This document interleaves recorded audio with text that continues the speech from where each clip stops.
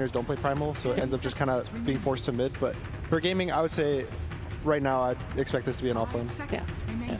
Primal's like weird when it goes offlane because it can be punishable, but there's ways to bring him back into the game. Like, for example, your 4 can go and stack like the triangle, and it's very easy for him to take stacks with trample.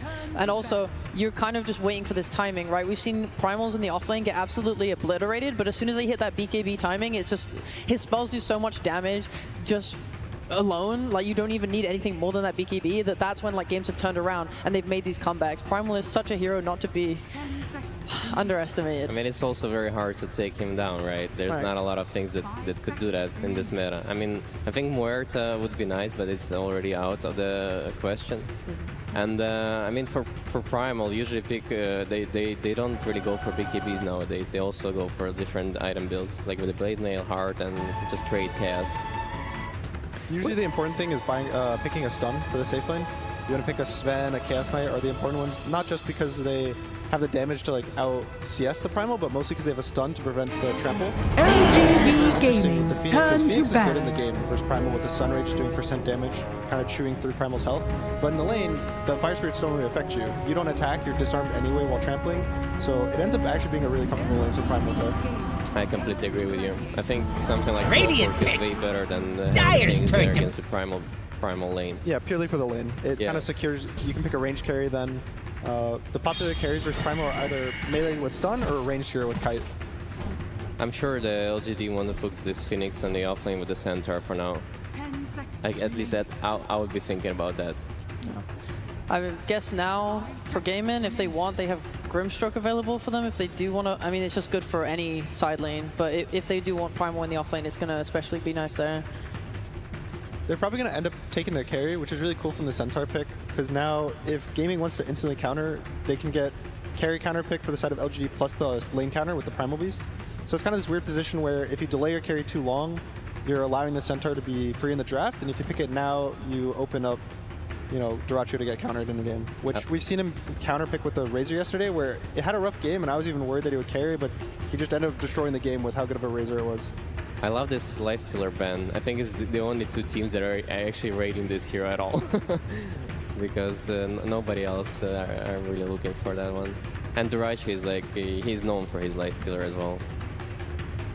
Yeah, we saw it yesterday in the Azure Race series versus Betboom, and the strongest thing about the Lifestealer is that he sits in his lane for 10 to 12 minutes and you can never kick him out, which really hurts how Gaming Gliders wants to play. They want to move their heroes around, take the towers really fast, and when there's a carry that's sitting in the lane and you can never pressure into him, it feels really bad for how you want to move around the map. Yeah, and for gaming to have that hero on your safe lane and not care about like how to make his gameplay better and like have complete freedom on supports. You know, this is what they excel at. Like, their 2 supports are usually running around mid lane and helping CCNC to, you know, do all this pressure and like start from the mid lane. This is like what this team is really excel at. Bigrim did end up getting picked up by the way sheet. That was one that you were talking about. It's just a really powerful hero. I mean, you play around this Inkswell, like, purge of the stuns. It makes it so hard for anyone. Like, you're playing with a Primal already who's just going to want to go in and destroy everyone. Like, this Grimstroke on top of that elevates his like strengths throughout all stages of the game, early, mid to late. I think the hero is just to be given so freely to gaming. I think was rough for LGD, and now they have a silencer on top of that to cover their team fight. I mean, looking at these 3 heroes, like I don't really like it for Gladiators that much, just purely because they're going away from their idea of like pressuring so much, and I think it benefits LGD because in that game, like the normal game where there's not a lot of pressure, I think this is like their best chance of like taking the series down. I also think, so the way the draft kind of plays out these days is the second phase is really hard to ban heroes, as they only get 1 ban for the side of LGD. So they end up picking the 1 hero that they think is the best, the Lifestealer, and they have to give up the Grim, they have to give up anything else. So pretty much the only bans you really get and feel confident about are the first phase, and they chose to take out pretty much Celery's heroes. They take out the Chen Ench, which I think are his top 2 right now in this tournament, and so now you see him force the silencer. And yeah, as you said, I don't really feel too confident with this, just because it's moving into, they're playing into LGD's book, I would say, and that is something that has not really gotten them to where they are right now in the tournament. And the Shadow Demon is such a great pickup to stop in this Primal Beast from doing anything in the mid game. Like the lane might be rough a little bit, but I mean, looking at their support, right, they don't have really a good way of stopping him. But in the mid game, like playing against Purge and the Shadow Demon as a Primal Beast is actually impossible. Yeah, it's also really good for Grimstroke. You can purge the Ink Swell anytime you see a hero. The Primal, surprisingly, it purges the charge, so he can't even charge out when he gets purged. Yes, exactly. And the defensive purge is really nice for Silencer too. Maybe he can click it on the Phoenix early in the fight. The Phoenix will always get stuff off. And you see the cow. I mean, the cow is amazing here as well, because those two supports, they don't have really a good mechanic to stop him from charging. Neither it's Primal Beast, so they're gonna have to think about buying Yules on somebody to be able to stop his charges, but it's still like we've seen so many times the Spirit Breaker is just like going first in the net first, like even after losing his lane horribly, it doesn't matter. As soon as you buy like Midas and Nocturne, you just push in every wave, and then you have this mechanic of like coming back to the fights from anywhere else. And I think it's really important in this patch to have one of those heroes that can connect easily to the fight and like being on the other side of the map. So it's either like Spectre, Dawnbreaker, or Spirit Breaker. That's why those heroes are seen more. All right, so there's some really quick stuff. Quinn played versus Spirit Breaker mid because that's what this is. We see the Centaur, so we know that this will be Nothing to Say's hero. And it was versus 9 Pandas, Kiyotaka, and he absolutely destroyed the Spirit Breaker. And as we talked about earlier, Quinn's this type of player who you give him a counter pick like Necro versus a melee strength hero, and he's going to do some work in the game. I honestly was thinking that they might put the Primal mid because that was the matchup he played versus 9 Pandas, whereas Primal versus Spirit Breaker, he solo killed the lane, the game ended in 20-something minutes. But they picked Necro, which is, if anything, is a stronger lane now versus Spirit Breaker, so I would be really confident now just for the fact that they have a hero to play around with Quinn. Yeah. Even like despite that, I kind of don't like the supports on LGD. I think that they're both not high on burst damage, they're pretty slow. I think it's much easier for Gaming to make moves. You talked about how they like to kind of crush early. I think now with this winning mid matchup, I think they can make much more plays, or they can even just kind of play it chill and wait for their timings on Primal or whoever, and just make sure that they're playing defensively where they use Global to cover any ganks that LGD try and make. Yeah, it seems like they don't really think about like going to the mid game and like how Necrophos might be bid against Purge and like not, you know, like not being that tanky core. But at the same time, like they're just looking purely on lanes and they're like, this Necrophos is gonna stomp the Spirit Breaker so hard that you're gonna like, you know, completely run them over. But I'm still worried because usually their lineups, they have this good tower damage and this is how they were able to close the games out so fast. But on this lineup specifically, there's no like hero that, you know, kills tower. So they need to find some material like Turbo Blade or something from the Russia side that actually like helps them take down objectives in this game. A lot of their success with the Necrophos ends up pairing it with other push or other healing. They picked it with Dazzle off lane in the past, where they both just ball up and they go just end the game. And they probably picked it with Tides and Chen, so they don't really have the draft that you win 20 minutes and you walk down a lane yet. We'll see what Duracho ends up picking, but I would say it's outside of Terrorblade, that's not really his hero pool. He doesn't really pick the early game. Alchemist. That's one way to up the tempo. To me, this game looks like the game won against Liquid, where they chose to go for you know, regular lineup, and it didn't really work for them, and they lost that game to Liquid. So I think that, like, to me, it looks at least that this is the game for LGD. If they manage to like get out from the lanes evenly or like not super stomped, and you know, going to the mid game, I think they have way better chances.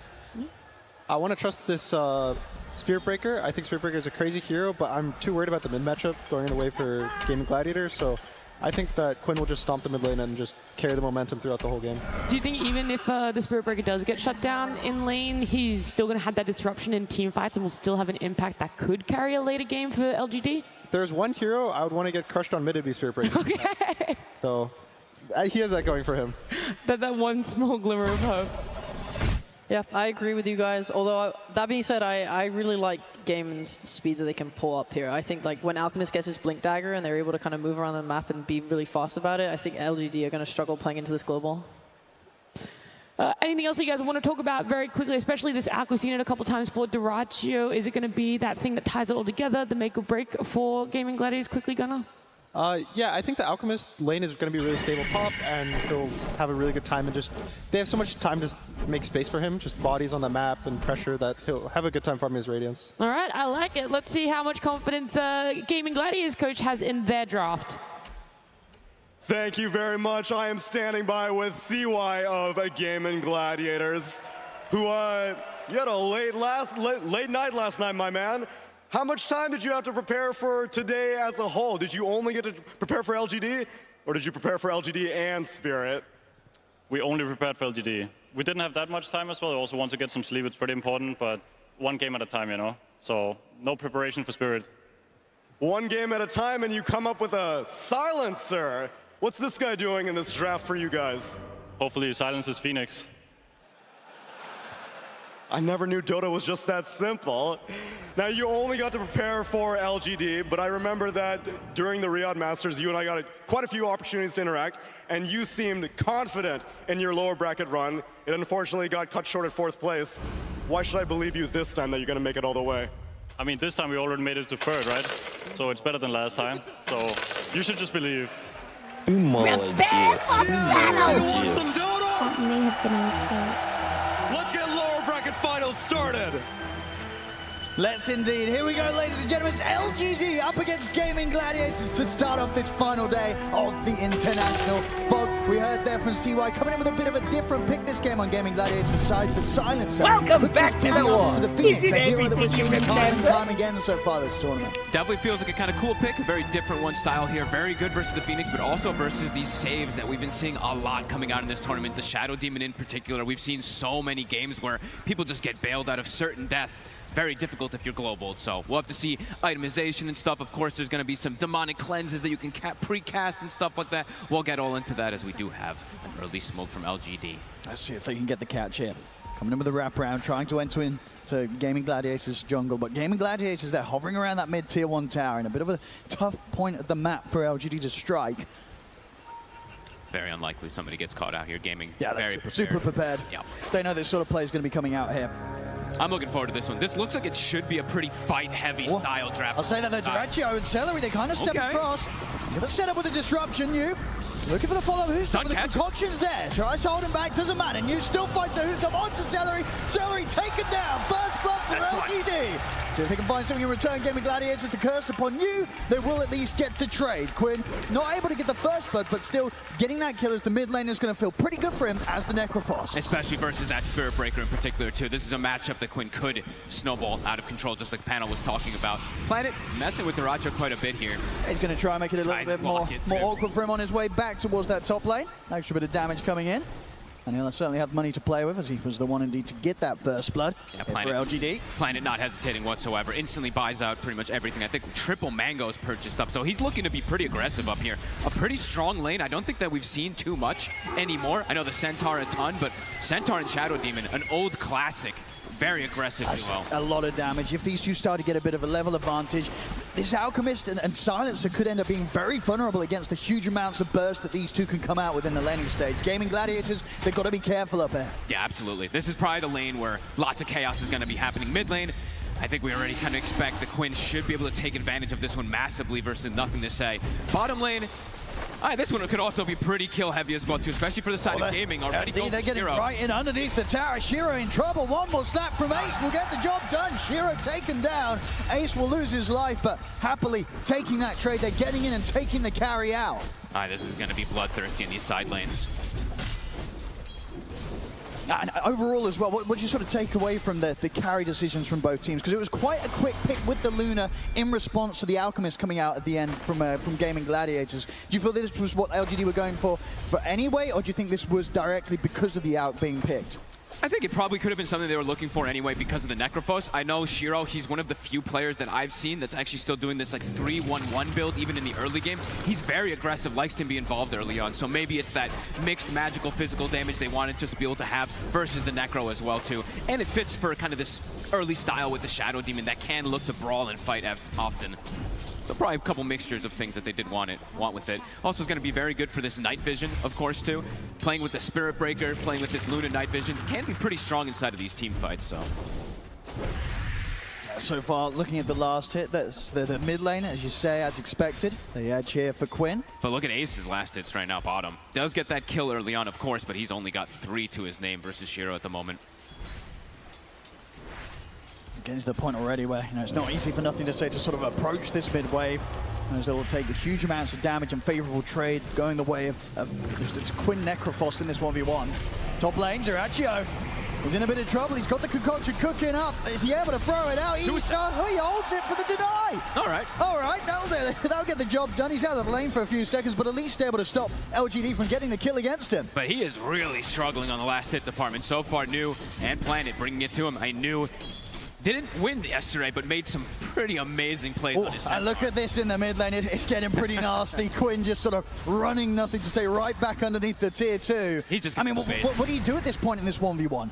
At the least, he can go back and he can just charge out and stuff, right? So he can make moves all over the match, but it's a matchup that he knows he's going to inevitably lose. But it is at least a hero that can make moves around and is probably one of the best recovery heroes in the game at the moment, so. For sure. And for Gaming Gladiators, they need Quinn to be having this sort of start in the mid because as we're seeing on the side lanes, it's not going quite as well for them. Yeah, they need somebody to be able to rally around, especially if the Alchemist is having this slow of a start for Dyrachyo. Nice attempt there from Planet, trying to catch the wave. Unable to.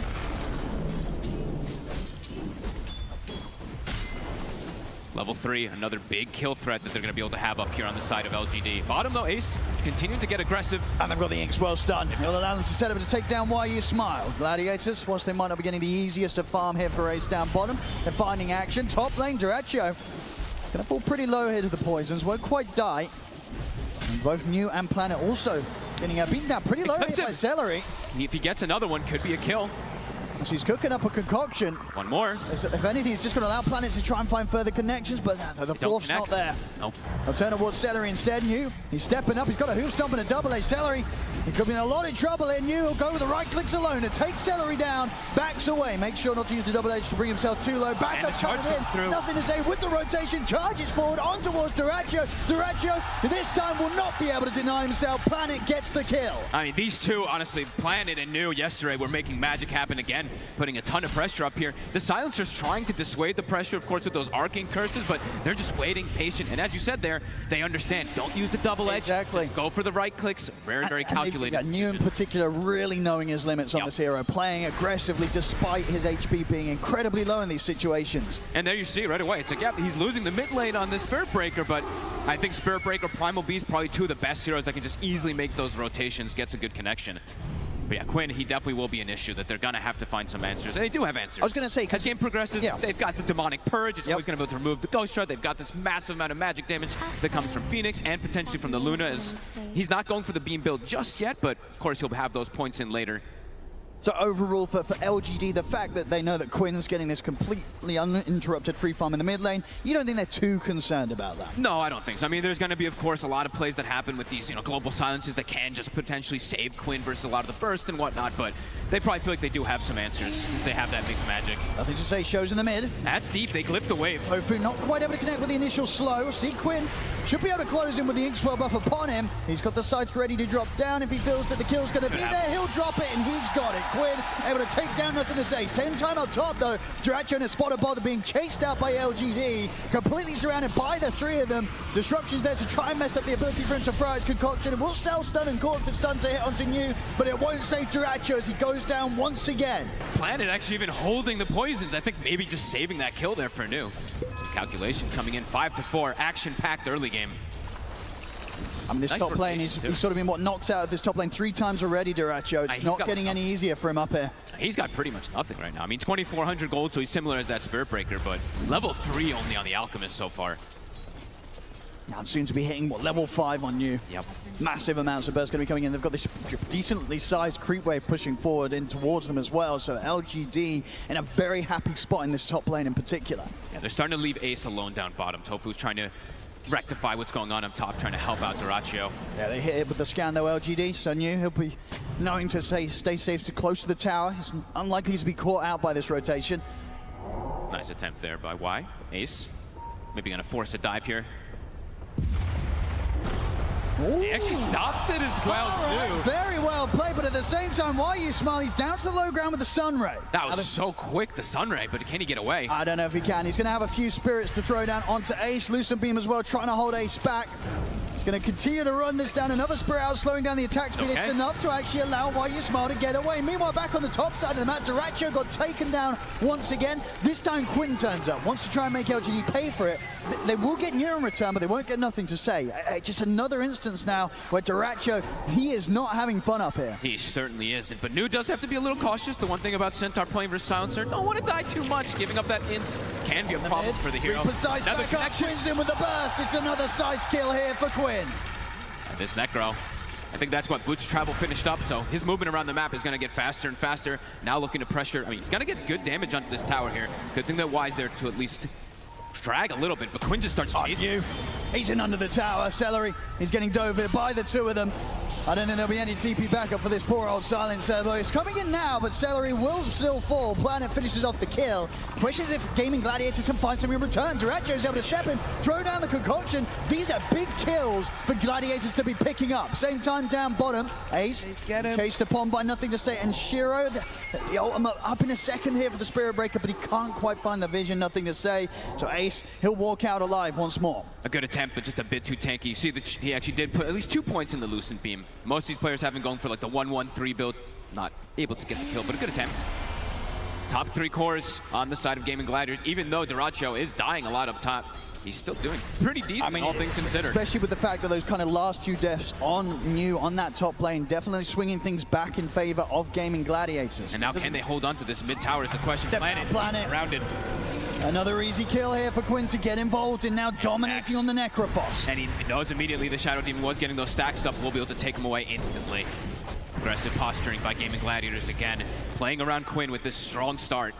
Yeah, they can play aggressively around him on this mid area of the map, and at the same time, if LGD look for any moves now on the side lanes with the boots of travel, Quinn, he's likely to be there every single time. So whilst LGD got away with those early kills, the difficulty, it stepped up massively. Making the moves for LGD, it's no longer easy. No, and nobody wants to go mid, right? They have Why You Smile here just trying to slow down the push, just throwing Fire Spirits on the wave, but the tower inevitably dropping very soon.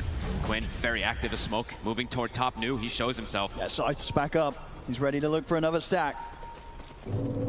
See if Nu's able to play as well. The looks of it, sort of avoided one another. Nu will be able to get around from this one. They'll hit him with the scan, but he's already back to the safety of his side of the map. So Nu nicely avoiding that move there. It's actually both scans. They used immediately both of them trying to find him, so he was able to sneak himself away from that at the least. Ace will be able to clean up some jungle. Is going down the Blade Mail route. Pretty good Blade Mail game versus this Luna versus the Phoenix, I think, across the board.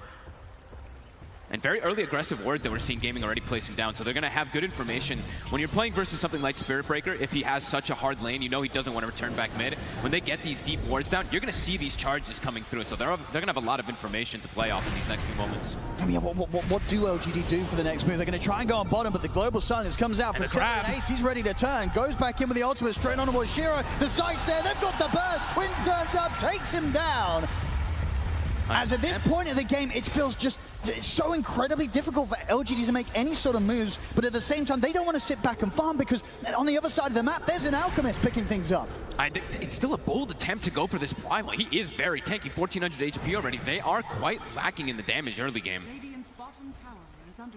Quick rotation. This tower gonna get pressured massively here. They will be able to hold on to their mid tower at the least and get some levels on the Phoenix, but damage being done here from Gaming Gladiators early on. They're opening it up for Dyrachyo to get good timing. So even though he's got 4 deaths, he's about to have his Sacred Relic already done. It really seems like it didn't matter.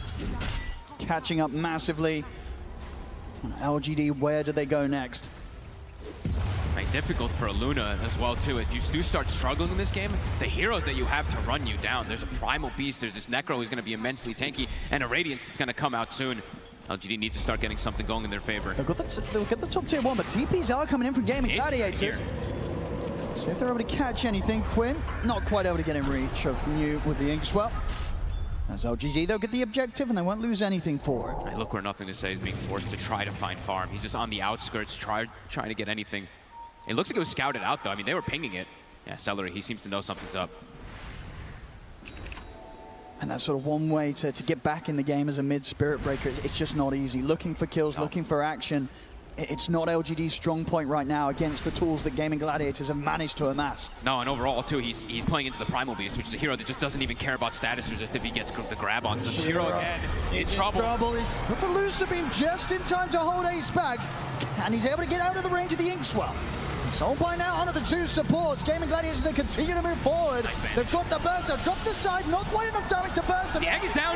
Good spot. Baseball pops the egg. They can't quite take it out. Quintessentially, they try to hit it, but they can't stop the Supernova. It's a turnaround from LGD. They've taken out Tofu. They've taken out Celery. They'll bring Quinn low. Dyrachyo. Can LGD get more out of this? Both Ace and Quinn incredibly low at the side of the fight. Dyrachyo on the retreat. Nothing to say. Charges it over towards Quinn. Who's stopped from you? Double edge as well. They've got the burst. They take down a 4th. LGD strike back hard. Beautiful connection. What an egg. Right in the middle of everybody. Gaming try to go for a very early aggressive play here. The Reaper doesn't do much damage at all. Oh, they needed that. They needed that big time. An amazing fight there for LGD. A big wombo combo team fight abilities connecting perfectly there. We'll see the move again. You know, Gaming Gladiators, they walk right into this. I mean, it looked like a solid start going for Shiro, but between the Stampede, the holdback of the Lucent Beam, avoiding that initial attempt from Ace, they feel good at it. They get the Soulbind. It's an early sight, but it's one that you feel tempted to go for because they're linked together, but it's just a bit too soon. The burst isn't there, and at this point, I think you got the Fire Spirits out as well. The Hoostomps are new. They just didn't allow Gaming Gladiators any chance to take down this egg. I honestly look pretty beautiful spell casting coming out across the board. Planted even with that little disruption, buying time so that they both don't get grabbed from the Primal Beast. They're going to try and go again at Gaming Gladiators. This time, they might find Shiro. They're in on top of him. Soulbind's back up. The grab's there. Shiro won't survive this time round. Gaming Gladiators, not to be deterred after that, the way that last fight went. They went straight back here. This time, they get the job done. No hesitation. They know that they are pretty cooldown reliant to be able to turn those fights early game since they do have that little bit of a lead. They do have Global as well, too. That last fight, Celery didn't have it, so hanging on to it for the next upcoming fights. So to clean up these Ancients, Radiance, it is finished. Seeing if Y is going to commit for this here. He has the Shard queued up very early on this Phoenix. I was expecting to maybe see that Midas queued up, but we'll have to see which route he wants to be able to go on this Phoenix.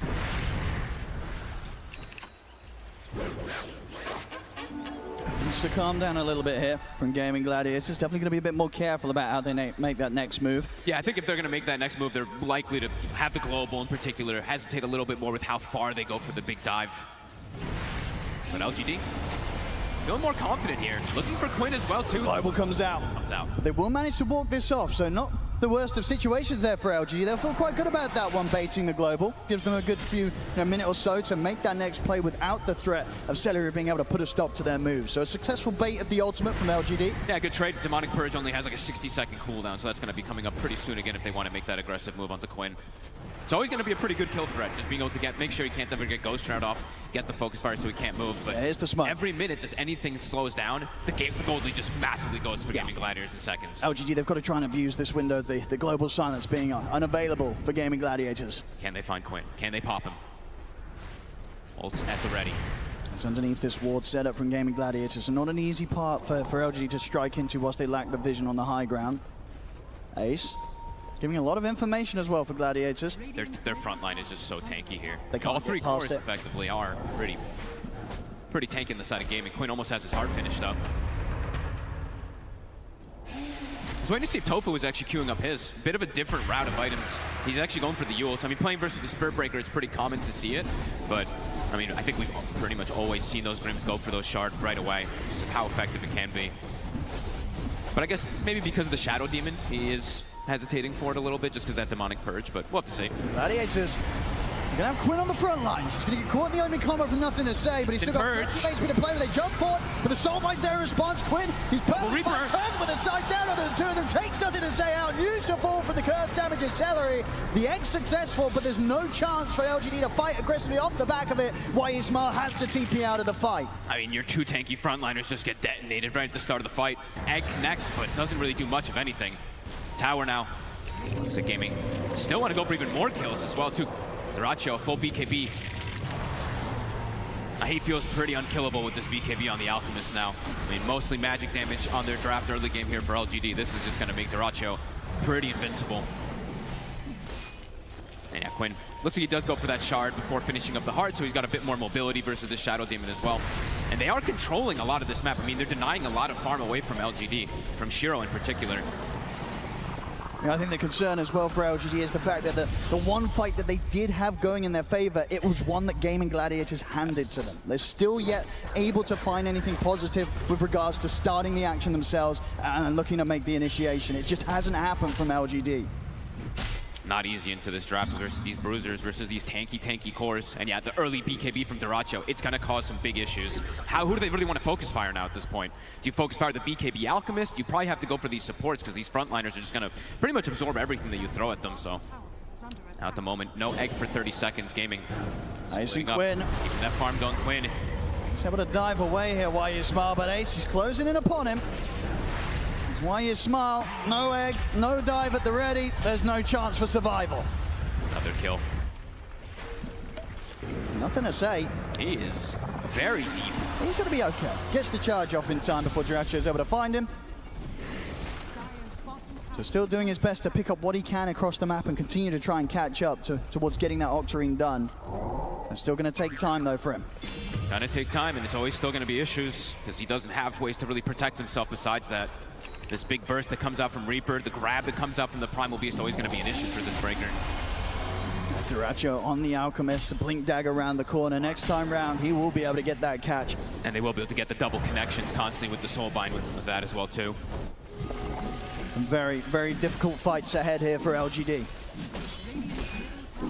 He's getting too tanky too fast on the side of Gaming. Ace, Heart soon on the menu for him too. Quinn, he's got it finished. Even though they've got this Demonic Purge, he's just too tanky, 6-1 and 3 so far in this Necro. This pick seems to be a bit too much for them to deal with at the moment. Tier 2 now, starting to get pressured. Can they mount a defense here? This is not an easy spot to fight. They have got the ultimates, but at the same time, so do Gaming Gladiators. Unless someone on LGD is able to find their way to the back lines, find this silencer, Celery's going to be able to put a stop to any sort of team fight that LGD try and respond with. Yeah, not easy for you to just like charge through or anything like that either. There's a Primal Beast, there's a Soulbind that's always going to be stopping you. And Gaming, they're just playing as a unit so far, not giving the opportunities to LGD. Shiro is getting some good time to get that farm going. He's got his Manta, got the Mask of Madness, but he needs more to be able to actually show up to these fights, it feels like. This is great for farming, but definitely needs a BKB this game. Planet. Okay. I mean, Duracho a bit far forward, but has BKB. Drop the ult upon him. Ace, flanking. Trying to see if we can get the grab on it while you smile, but a quick dive is there. Just a bit of a poke from the supports, but nothing more to push Gaming Gladiators back as they'll continue to push on and look to take this tier 2. Nah, Duracho knows his strength. Having that silencer behind him too, a tier 2 default very early, pre-20 minutes.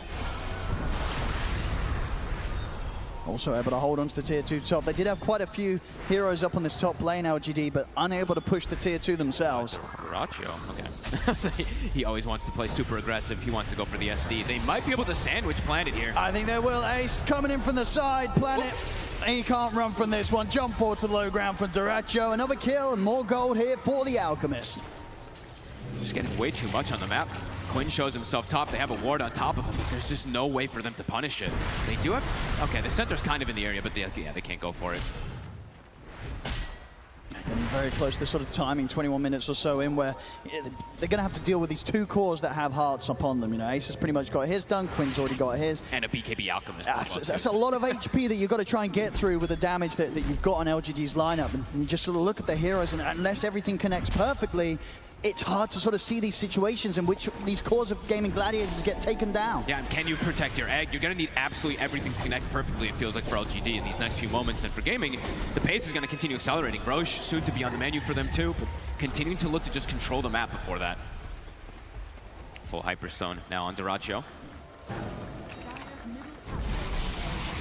Octarine done now, at least, for nothing to say. So at that higher frequency of weaving in and out of the fights with these charges. Keep that farm going, but it still feels like they need more and more time, which just still doesn't feel if it's really benefiting them. The Gaming, it's just been consistently like 6 to 8k gold lead, even though they're playing versus this Midas. I just sweeping the map, taking these towers down, and LGD, they will not be showing up to defend them. Oh, they have this deep ward already placed down too. Y has to be careful. If he gets any closer to this high ground, I mean, even as he is, He can't still even going to get get close. caught. Dyrachyo just jumps in under the tier 2. Now they know that ward is there, but they get a free kill out of it, and potentially even going to get to pressure 2 lanes off of this here with Dyrachyo on one and Quinn on the other. How does LGD slow this down? I mean, they're going to continue to try to get this charge, of course, to clear these waves, but need more time for Shiro to feel ready to fight. Yeah, now BKB at the least a necessity, but still a couple of thousand gold away from that. And the necessity, of course, it'll help protect it, but his damage is definitely starting to feel, I mean, it's still fun to feel pretty lackluster even with that BKB. They need everything to connect perfectly. They need this egg. The Sunray, it feels like is going to be probably their highest damage potential.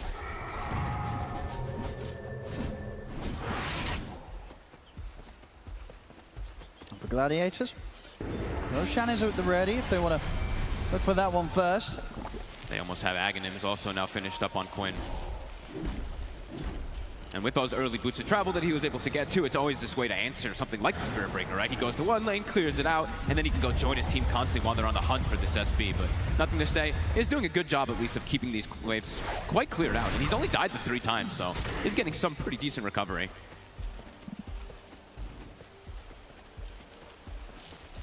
Buys his shard, so gonna be going for that planar pocket to absorb some type of spells at the least to protect Shiro.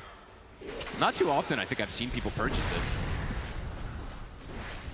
He has eyes on Quinn, but of course nothing really that he can do about this. The other cool thing is, I guess, with the planar pocket, it's the magic resist too. 75% magic resist. If you eat that with a Reaper Scythe, you're probably just gonna live through it. So it's gonna be a cool itemization here from Nothing to Say to tank spells for Shiro.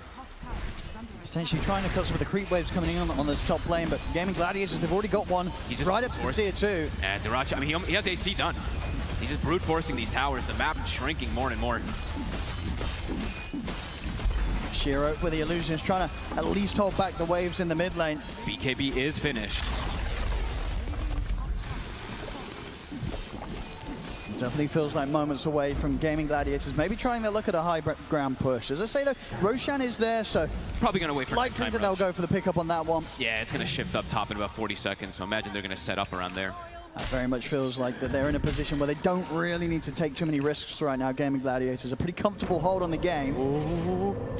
He gets the catch tofu. In with the Inks, well, they don't even have to use the Reaper Scythe early. They'll drop it now, still won't get the kill with it, but they get the kill after. Oh, that was sick by Tofu. What a quick blink into insta-popping that Inkswell. 20 seconds till that Roche starts shifting. They're already positioned around the top lane. Gaming's just kind of cruising. Playing the map, it feels like wherever they want. Even though LGD is getting the farm, they are completely avoiding anywhere that Gaming Gladiators does go. Now, LGD, I mean, in terms of items, we'll see sort of what pickups they are able to get in place before this kind of Roshan pickup into high ground push that's very likely to be coming in from Gaming Gladiators does occur. With the BKB, it's there. He's got the money for the shard if he wants to pick that up. Anything to sort of provide him some defensive capabilities. Trying to get that small crit online as well, Shiro, just to have some sort of damage against this inevitable push that Gaming Gladiators is going to come charging at them with. And that feels like it's going to be the big issue, is will they have enough damage to go through Ace, the Heart, Primal Beast, the Alchemist, who's incredibly tanky, and this Necrophos. And now an Aegis as well, too, which they cannot contest up here. The levels as well, too, on the supports. I mean, that's something I'm always going to be looking at for the Phoenix. It does feel like he's going to be one of the most important ones for the side of LGD. Still not level 12. So with this pace of this game, he's not able to find the connection or get those extra levels in fights. As yeah, this Roche, it's gone. Should be able to finish the tier 1 mid. Get an extra bit of a cash bonus here for the team. Any little bit they can get, they need. LGD have to be very careful with their position. Outside of the base right now. They are in a spot that Gaming Gladiators is starting to close in upon. The high ground surely going to be the best place for LGD to try and make their stand here against Gaming Gladiators. Gaimin even wants to go for that high ground too. We'll have to wait how long they want to push the issue forward here. Shiro does find an illusion rune, probably one of the better ones that he can get in this type of style game where things have slowed down massively. Cutting some waves, does get that top wave cut out there. So this is the final wave that Gaming has if they do want to go threaten that high ground. Level 18 has been hit on Dyrachyo. See if he does threaten a little bit here. He wants to. He knows it's so hard for LGD to punish any sort of jump that he wants to go for on this push. Yeah, he can just start getting the poke. Quinn gonna start throwing those heals out as well too. This tower's dropping, there's no glyph. 13 seconds. They've got to do something there, LGD, otherwise they're going to be losing a Rax. That was perfect timing really for Gaming to take advantage of that glyph still being down. So clear out the illusions. And the Rax is gone. Take out the range, they're onto the melee. LGD, what's the plan? Fire Spirits for now seem to be enough to stop the push here from Gaming Gladiators. They've got the lanes cut, so Luna does get both of those, so no more creep wave up in the top lane, so we'll buy them some time. A nice move from Shiro. Nothing to say considering a charge, but doesn't want to start a fight just yet into this Aegis. Nice play from Shiro. Yeah, little illusion micro. Definitely making a big deal there. Level 18 now, and he does have that small crit finish. So now maybe this is that indicator for LGD. This could be the call where they feel like they're going to start having some damage to look for the fight. BKB also finished on new, so he can actually get into those fights and not have to worry about just getting instantly globaled and get nothing off. There's a double damage as well on the top side of the river. Would be quite the pickup if LGD are able to catch wind of that one. Gaming, they're going to continue the siege. Now BKB on Quinn. He's also ready to go fully in on the push. Duracho onto the barracks. LGD, they may just have to let this set go by the looks of it. They don't try anything on the defensive on this one, so a full set of Rex will be taken down by Gladiators. Yeah, still too afraid. Still 2.5 minutes left with this Aegis to potentially push for more. They are going to have to head back and deal with the state of the rest of the creep waves as they have been, as you say, consistently pushed in. Shiro really pulling off the work here to keep this game alive. Charge through. Oh my goodness. Very deep positioning here. Playing around his vision, though, does have that ward on the high ground. So should be fine. Gladiators, they'll send Duracho down bottom to deal with the creep wave on that lane. The rest of the team ready to start pushing back out the mid. They're doing kind of this cool maneuvers, though, where it's, yeah, the objectives are being taken from Gaming, but look at the gold. You know, it's starting to get a little bit better there for LGD with the way that they're just playing the full farm game around the map rather than contesting the push. And maybe feeling strong enough to set up for something themselves here, LGD. Smoke up with Shiro, feeling that they're now at a point where they can try for looking for a team fight. Duracho on the front lines, though. The DD still in the top lane. I mean, ideally, who you're finding here? Do you want something that, like the quick squishy heroes? You want to get on the silencer first, take him out? You know, what would be the ideal catch for LGD? You probably at least want to know where the silencer is, and someone has to stop the global to come out. But we'll see who they want to jump first. They've got eyes on the two of them. He skips the charge. There's interrupts at the initial attempt from New. The global silence comes out. The supernova's there, but Gaming Gladiators just they can fight this out. You can keep to the distance. Ace will get caught by the initial stun, but he's so tanky. Got the grab on both. Turn. The Soulbite there, the grab as well. Duracho picks up the double Shiro. He's got the BKB in the Eclipse. Ace, he's somehow still alive. Finally, he'll fall. There's nothing to say. Takes him out with the ultimate. You see Shiro able to BKB TP out. So LGD at least able to cut their losses there. And they do find a kill in return in that fight. Nothing to say. Only just able to catch Ace underneath the tower. So something to be found, but still not quite what LGD were hoping for. Look how much they have to commit just to kill Ace. And he actually had the BKB coming out on the courier. So it's good that they got the jump right there. Otherwise, he absolutely just lives. And now down the mid they go. Duracho still has 30 seconds with this Aegis. Quinn backing him up. They used absolutely everything there on the side of LGD. No BKB at the ready for Shiro. Him walking up, he could just get exploded instantly if he does. Yeah, not a great fight, of course, for LGD, but it definitely could have gone a lot worse. If they lost their Luna in that situation, it would have been rough. Nothing to say. Trying to clear out the way, put a stop to the push there. In with the Sunrad, a lot of damage. Duracho's down once. That's got his BKB ready here for the second round. He's got the blink as well. He's going to be out. Nothing to say, though. He charges forward. Instantly gets clipped by the Phantom's Embrace from Tofu. They turn with a slow, jump forward again. They're trying to control the Spirit Breaker. They'll throw out the dust.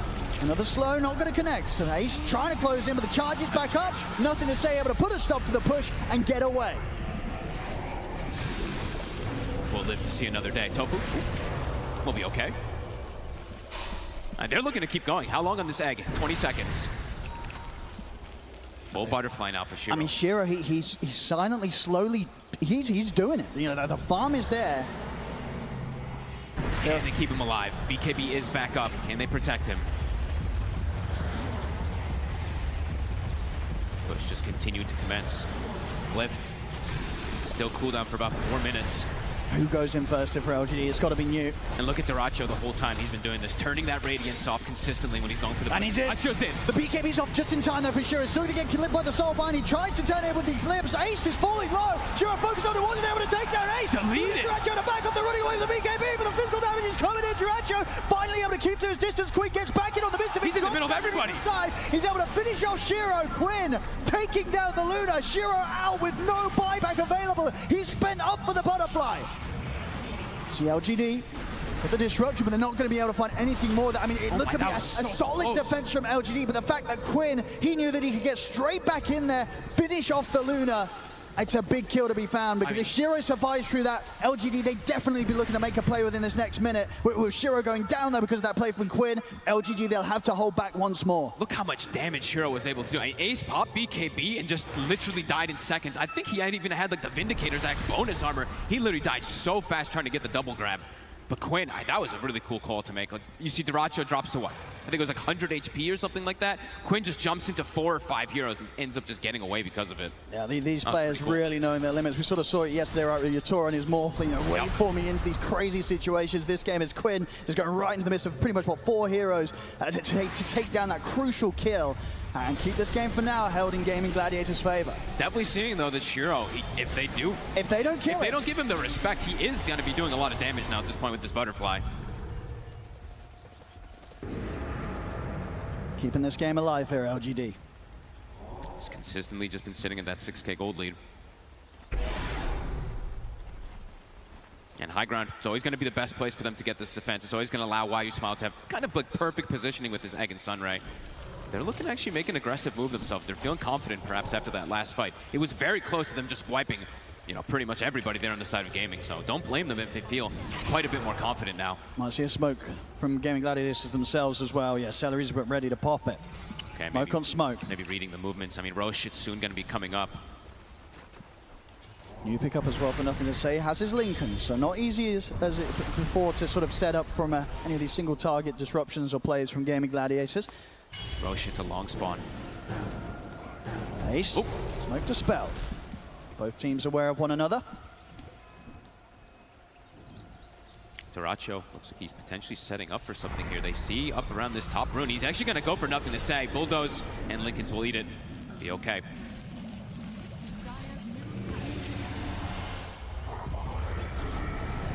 LGD. Time being bought. Shiro getting bigger and bigger. Getting these buff ups too. I saw the Solar Crest picked up before that last fight as well too from YuSmile. They're starting to throw their eggs into this Luna basket.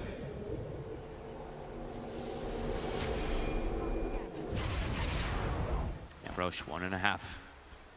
LGD getting more and more time. I think they'll want to try and contest this Roshan though. Yes, they certainly feel a whole lot stronger right now, LGD. Yeah, especially, I mean, with the Lincolns in particular for Nothing to Say. Now he's going to be able to just straight charge through these fights and perhaps just eat one of these big spells or two, especially with Planar Pocket too, right? He could just tank it off one of his teammates. Gaming going to play patient around here, but that does potentially mean that this map is going to get farmed out from Nothing to Say and from Shiro. Satanic soon on the horizon for Shiro. Gladiators, they want to try and look for the hit before the Roche spawns. Okay. Can they get an angle? And they highly suspect that LGD will start to set up outside of the base. Oh, they sent to Ace remove themselves. But the high ground here, who are they able to jump upon? Duracho goes towards the creeps, not going to find anyone there though. So they're in towards the triangle, LGD. That was close to disaster. Lanes just being shoved in though. Look at bottom and mid. Nothing to Say has completely pushed those into the tier 2s now at this point. New and Y. Able to get away. 15 seconds, Roche. They know it's got to be up soon, Gaming. Just continue to play in that corner area. LGD's got to get over here. Smoke up from themselves this time. Full Satanic done on Shiro. Check this illusion push in mid. And Quinn, he's actually got to go answer it a little bit here. Double catapult wave with these double illusions. And LGD smoked up. They saw Quinn move. This could be their opportunity to strike. 28 seconds, no TP for Quinn to join his team. You're getting all these little lines. The fact that they've now got the 2 Lotus Orbs ready for the next fight. Shiro. My goodness, look at New. He knows. He knows. It's perfect. go for it. They take down Duraggio. They'll be able to bring down Celery as well as Gaming Gladiators are trapped in the corner. They didn't quite have the detection for Celery. He'll use himself up, but there's no escape for this silencer. So sick. I mean, just trapped in the corner there, Gladiators. They were not ready for LGD to come and pincer them in, and now open up the opportunity for LGD to head into the pit and get Roshan for themselves. It's the big brain split push plays that were coming out. Spirit Breaker cutting bottom, Luna cutting mid. Eventually, someone reacts as soon as they see Quinn. No hesitation. They know exactly LGD, where they were. The way that they've held on in this game, kept their cool. Now they're striking back, and they're striking back hard. Gladiators are going to be shaking in their boots a little bit with the way that these last few fights have gone. These moves absolutely huge for LGD, as LGD now starting to take the lead in this game. I mean, Shiro is pretty much completely neck and neck with that Alchemist now. Yeah, and an Aegis. It really feels like some of the best Luna performance we've seen, really, honestly, with how Shiro's done in terms of finding the farm, keeping the game alive with his sort of the map movements of himself and the illusions. He's been doing so much. I mean, him had nothing to say, even though you don't really... It's like this invisible kind of impact from this Spirit Breaker, but the amount of space that he's been able to make just clearing creep waves with this charge, it's gotten them completely back into it, and now they're potentially the ones going for this high ground. Absolutely. I mean, now for Gaming Gladiators, now that they're playing from behind, how does this change things up for them? What sort of conversations do you think is going on right now in the Gladiators booth? Good question. They're probably still feeling pretty confident with their fight, but they're definitely feeling a little bit more scared of this Luna. They probably need to start figuring out the answer for nothing to say, because he's just getting way too big on the Spirit Breaker now too. And DD in the bottle. They've got everything at the ready. Shiro's very close, about 1,000 gold away from being able to pick up the full Daedalus as well. This Luna, an absolute terror in these team fights. I mean, and Why Smile is also queuing up for the big play. He's going for that refresher, feeling they do not have an answer for the egg. If they don't get the global off, he's got to get these eggs off every single time.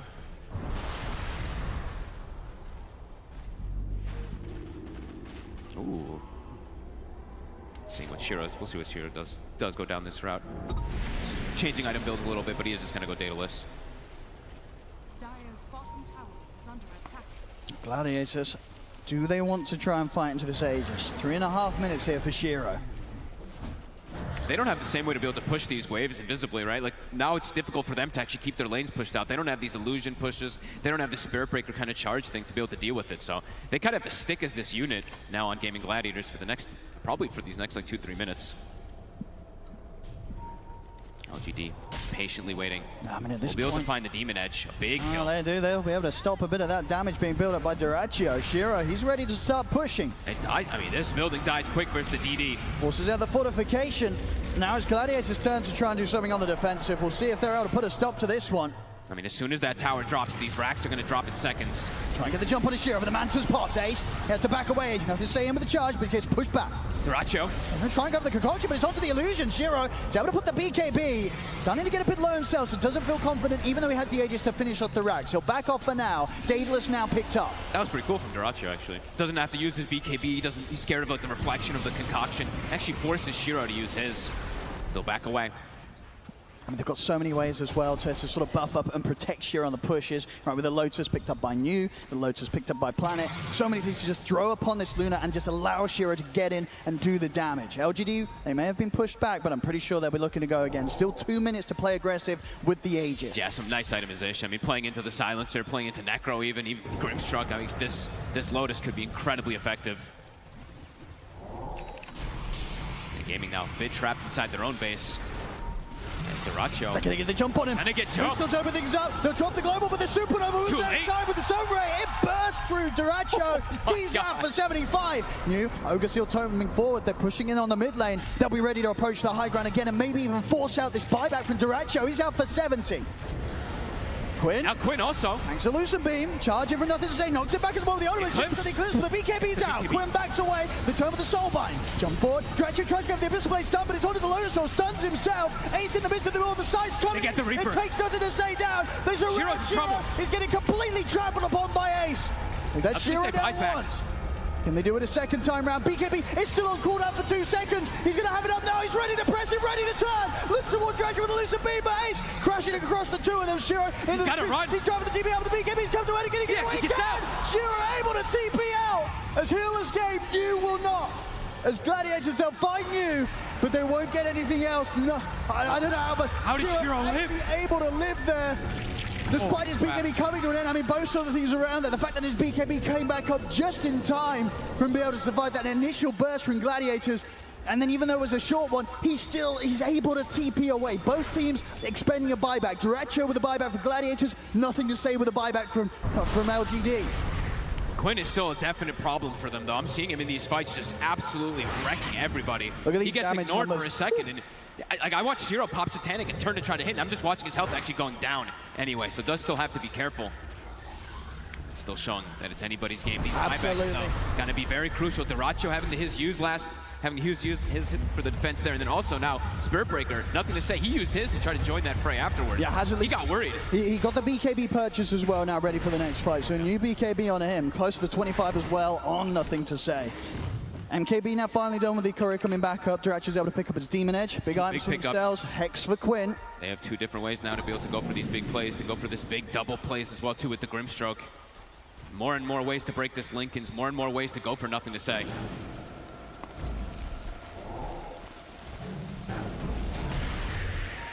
Tofa with his Aghanims, of course, finished up. Well, now, another element that LGD does have to answer. This Luna illusion is going to be terrifying. Oh, it is. We've seen many times how much this Dark Portrait can do against the right carry, and against this Shiro Luna, it's certainly the one to get a Dark Portrait upon. If they have these butterfly, talking about Shiro. Item to have on these Dark Portraits. Shiro. Quinn trying to close in, Tofa's able to get the Silence, to get the Hex as well, but it was launched back up towards Quinn. Able to stop, it's a three-man who's stop into the charge, a beautiful jump from you. Gaming Gladiators, they have to run. BKB for Duracho is on the retreat, another charge for nothing to say over towards Ace. Quinn getting completely kited as LGD back off away from him during his BKB. Can they re-go? Again. Catches there. Who's up into the charge? Do they have the damage to threaten Quinn? The buyback's going to be coming out from Tofa. Shiro. Turn back over. They've got the Hex in on the Shiro. Shiro needs help. He's gone. Oh, disruption! Pushes up to the side kill, but it's still going to be kept. The Greater Alone. They're finishing him off. Shiro out of the game. The Turtle with nothing to say. Nothing to say. He has no buyback. He cannot afford to get caught, and he won't. Charges over towards the mid lane. This is back up. Can he get away? It's TPing over. Look like they have the detection here on the front line, so nothing to say. He'll live. A big escape from him. If he goes down, he's down for 2 minutes. I mean, massive stun from New, but still the issue is Quinn. He's zoning 4 heroes away while protecting his allies. And they find the big one. They take Shiro out. Buyback is available for him. We'll see how much they're able to take here, Gaming Gladiators, before the buybacks come out from LGD. As Duracho in on the mid lane. Tier 3s are gone. Onto the backs. There's the buyback from Shiro. Gaming Gladiators, they respect it immediately. They got out big there on the side of Gaming, forcing these buybacks. Roche, 50 seconds till coming back up. How did they kill Quinn? Actually, like, he's really just zoning 4 or 5 heroes away constantly, even though his Alchemist is getting burst in a lot of these situations. Quinn, he is a standing start, 9-1-6 so far in this Necro. Sort of offensive-wise in terms of the items, we're seeing LGD just feeling that they have to lean towards the defensive. You know, Shiro is queuing up himself a Lincoln Sphere for the next item, just really doesn't want to get caught or suffer the threat of being just jumped upon by this instant Hex catch from Quinn. Hey, Lotuses and Lincolns definitely are the dream versus these single target abilities, but I don't know, I'm seeing him switching a lot. Okay, now he's got the Rapier up. I saw him do this before, Let's hope we get that one. Maybe he feels like he does need it, just be able to bring down this Necro, because their overall damage, it's not fast enough to kill him, it seems like. He's getting this regen just to build up constantly. And yeah, just the overall damage he does in these team fights. Neck and neck still, 6K lead back up for Gaming. A lot of buybacks, of course, to use. The most important thing here, LGD used quite a bit there. They did, the big one. Shiro and nothing to say. Bit of time for theirs. Of course, over on the side of Game Gladiators, Duracho still on the 3-minute cooldown himself. Absolutely. 2 minutes or so until we see Roshan back in the game. Ninja Gear picked up for Duracho. Level 25 also has been attained. Could make the difference as well. Those last few jumps of Duracho, they have been kind of caught out by the Lotus Sword if they're able to get out. This time, maybe making the jump from the Ninja Gear smoke up could allow him to get in with that opening Abyssal Blade before LGD can react. This could also be a big difference maker in the fights. Why now has the Refresher. I mean, we're seeing some fantastic eggs and sunrays come out from him. He can now have that double, of course, and he's level 18. Yep. So it is that big one. His mana pool is quite lackluster, though. I think he's lost a bit of it. He's at 699 mana, so pretty much has to just refresh an egg. Has to be a little bit careful about that secondary. This could be, I mean, Gaming Gladiators is ready for this one. That's smart. LGD, they smoked up Mew. Charge coming in. Trying to get some information, nothing to say, get some vision here for maybe New to follow up with a potential Who's The illusions, they're pressuring in on the mid lane as well. Gaming Gladiators, they might have to do something about this. It's going to be a fair bit of damage done potentially with these creep waves pushing in. I don't think they want to go back though. Last time the Quinn went back, I mean, he these caused illusions, disaster. and his barracks are taking quite the hit in the mid lane. Likely to fall. I mean, these illusions. Yeah, they have to put the fortification at least there. I mean, Quinn is walking back. Okay, so he's trying to save his TP to be able to join his team, but the racks, at least the range racks, might just fall down. They'll finish it off. Roche, 30 seconds. Yeah, it's sort of the slightly longer respawn, so definitely working in favor of Gaming Gladiators, allowing them time to get back and hold the base and maybe get back over towards the pit if they do want to try and contest LGD in this position. Do they have I don't think they have a smoke left on the side of Gaming though. They have a couple Ninja Gears, but I don't see a smoke on them to make it their way back up there. They're gonna go as a unit. I mean, do you think you have to still try and force this fight, or do you... Now, what's the call here from Gladiators? This could be a difficult fight to take. They probably still want to fight because they feel maybe like they have like some of this number advantage with Quinn having this buyback.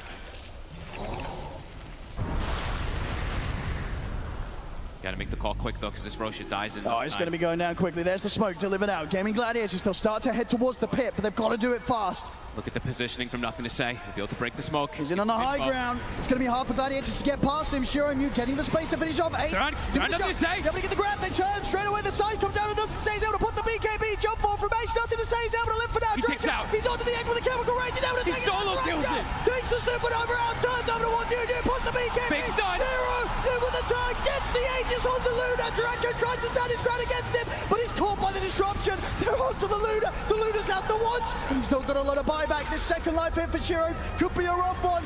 See if he's able to get out of this one. Gaming He's alone. He's picked up the rapier. He's not able to get it out. He tries to put the refresher, but he's gone. He's out, and he just sped up.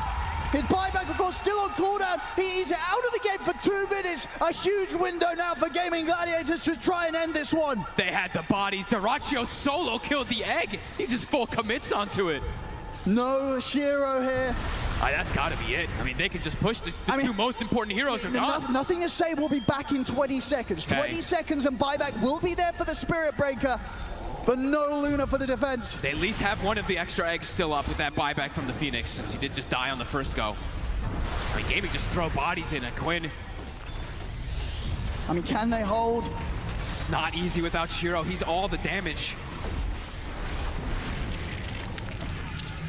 They're going for the Megas. They're playing it safe here, just in case. Nothing to Say. The buyback available. There will be a 4v5 at the least here for the defense. The rack's gone. Buildings dropping. Spirit Breaker buyback, but still 60 seconds. No Shiro. LGD. Nothing to Say. Trying to start off the defense. Jump forward from you. In with the Who's straight away on towards Duracho. Duracho stepping away. Is able to put the BKB. All for Nothing to Say. Bashing in on towards Ace. They're bringing Ace down low. The Supernova pops successfully. But the buildings, the objectives, they're being taken.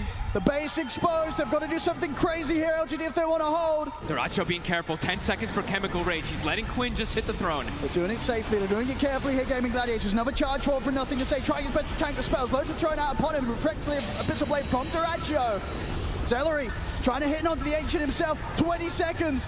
They've got the fortification. LGD doing their best, holding out for a Shiro here, but he may not respawn tonight as he's dead for 15 more seconds. Duracho's They're looking to focusing it. close it onto the Ancient. 10 seconds until the Luna's up. Nothing to Say, trying to put a stop to it all. New, he's in with the Who's. He's got the two of them. He gets the jump. The burst is over, but Duracho, he's dead. They killed him. It doesn't matter though. But they got it. Ace finishes off the Ancient. Wow. GG is called. Gaming Gladiators will take this game 1. What a team fight up top. I mean, beautiful stuff from Gaming Gladiators, just having the confidence to just walk in there and take out Nothing to Say. I mean, throwing everything onto him. He feels so tanky. He's got bulldoze. He's got all this capabilities to try to protect himself, but they still burst him through it, and somehow Duracho solo kills the egg when it means everything.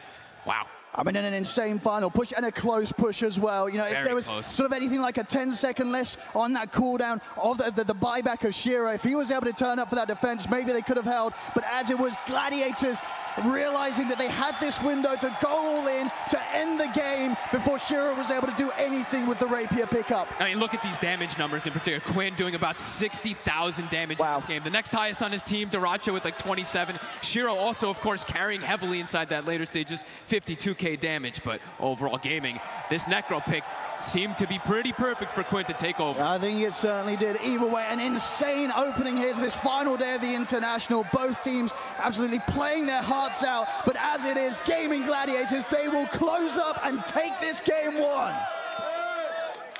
A phenomenal showing for this first game. I really thought LGD had that middle part of the game that they were going to be able to close it down. That Lunar Illusion doing a lot of damage to the racks, but ultimately that third Roche fight was the game changer, Gunnar. Yeah, and it looked like they had it for a second. The Luna Shard just was doing so much damage, but I think Nothing to Say dying at the start of the fight really hurt them. He wasn't able to protect the egg, which was really important for kind of their success. Also, there was an uncharacteristic mistake, I think, from Gaming with the high ground push. I was really surprised because they're probably the best team at this early game high ground siege. They know when to do it, they know how to do it without dying, but in this game, after they had this really nice early game lead, they kind of threw it away a little. Yeah, they didn't have the best lanes this game, but they managed to come strong. But like, I want to talk about like how they managed to take that mid-game lead with the rotations of the supports, because they play so well with the CCNC that they managed to like make an even game to look like insanely one-sided, right? And they were pushing for a long time. They were pressuring them. Of course, there's few sleep-ups on the high grounds, but I mean the fights around this rush pits, like they were deciding. And I think on the last fight, LGD had an opportunity to jump them first when they saw them on the board, but they decided to go for the rush pit instead, and like it was like very the last position there, in my opinion. Having a look at some of the reactions there from not only the players but also their supporting members too.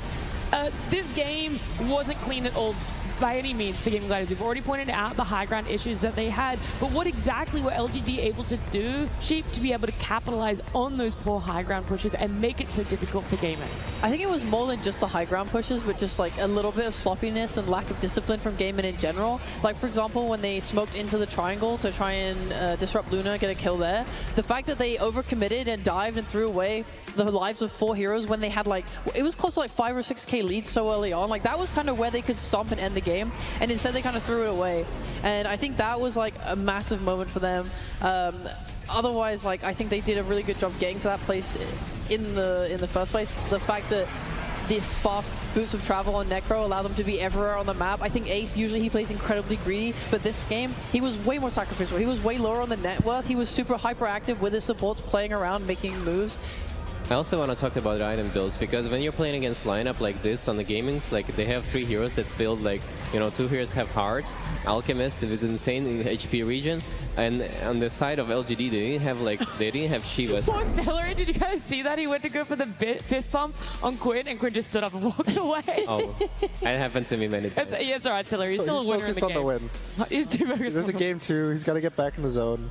But yeah, the item builds, like you need to have Shivas, you need to have Vessel against a lineup like this, and if you don't have, then we've seen so many fights when they start and like the fight look good in the beginning, but then they go out, they regen, and then they go back, and this is like how they lost many fights. I was a little bit worried about the Alk. We've just seen him be quite tumultuous throughout this event. He's had some really good showings, some really rough ones, and that mid game was where I worried about if the Duracho Alk was going to be able to carry it. Obviously, we see it was able to in this way, but what else about the Alk meant that that late game was kind of difficult, that he wasn't really hitting the timings or couldn't be together as much with Gaming Gladiators? The biggest thing with Alk is you generally want this really fast early game timing, which is always what Gaming goes for.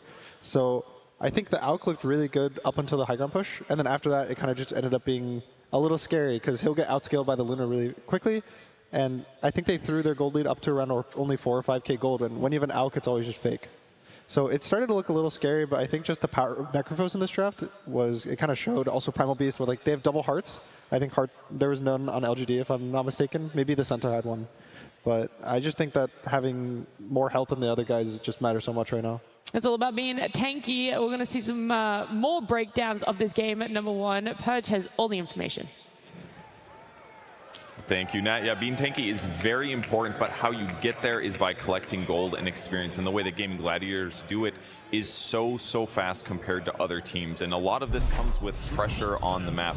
Quinn here, 8 minutes into the game, they just got a kill on the Spear Breaker. He's constantly crossing into the enemy part of the map, and they already have an Observer Ward in this part of the jungle. So what he does is puts himself in an offensive position, but also is stealing stacks that enemies made.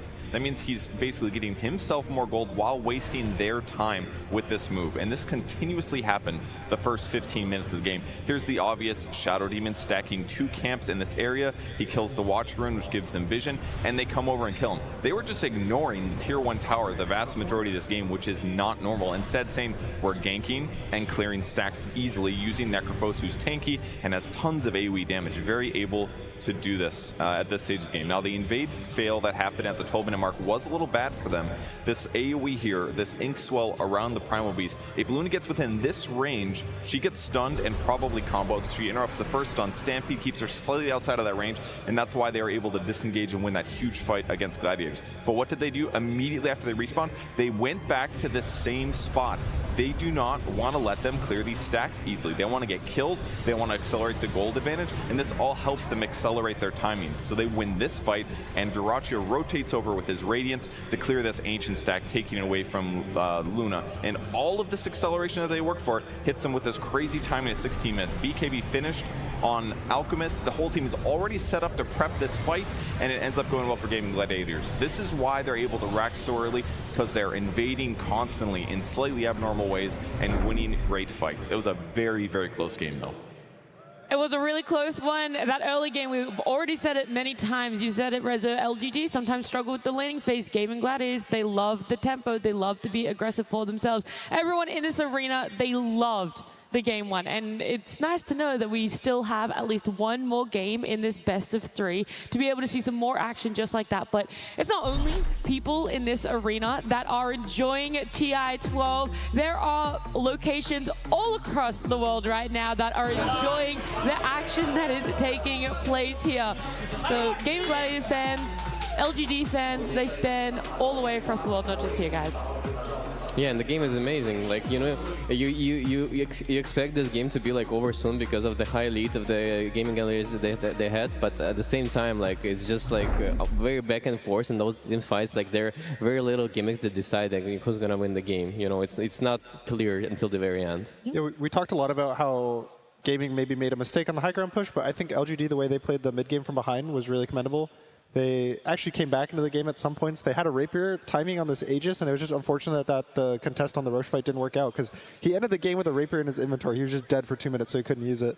And so in the next game, I'm probably looking for their lanes to go slightly better in the draft. I think maybe the Necro ban is probably something they should look towards, because it seems like the hero pool they went for Nothing to Say is not really going to work out versus Quinn, at least if he gets the Necro. But overall, I think the way that they're playing is honestly pretty stable versus Gaming Gladiators. If they can kind of fix some of the big major mistakes in the draft, I think they'll be kind of set for the next game. Alrighty, well, let's see where the crowd is sitting. If they're Gaming Gladiator fans, if they're LGD fans, if they're hoping for a 2-0, if they're hoping for 3 games. So let's see, Slacks, where are you? Where are you? Hello, I am here with the LGD fans. LGD fans, this is the darkest that it has looked. They are down a game and they need us now more than ever. Gentlemen, ladies, it is time. Please get your dogs out. Team Hot Dog, let's go with LGD. LGD, LGD, LGD, LGD. Excuse you. What? Excuse you. What? We vegans will not be ignored. Get out your celery! Okay, a little less violent with the celery. We've also been talking in honor of our vegetarian Gaming Gladiators, the celery dance. Are you ready? Celery dance! Celery dance! What the hell is that? No! We will not let these calorie-deficient vegetarians beat us! We are preserved! We are the hot dogs! LGD hot dog one more time! LGD! LGD!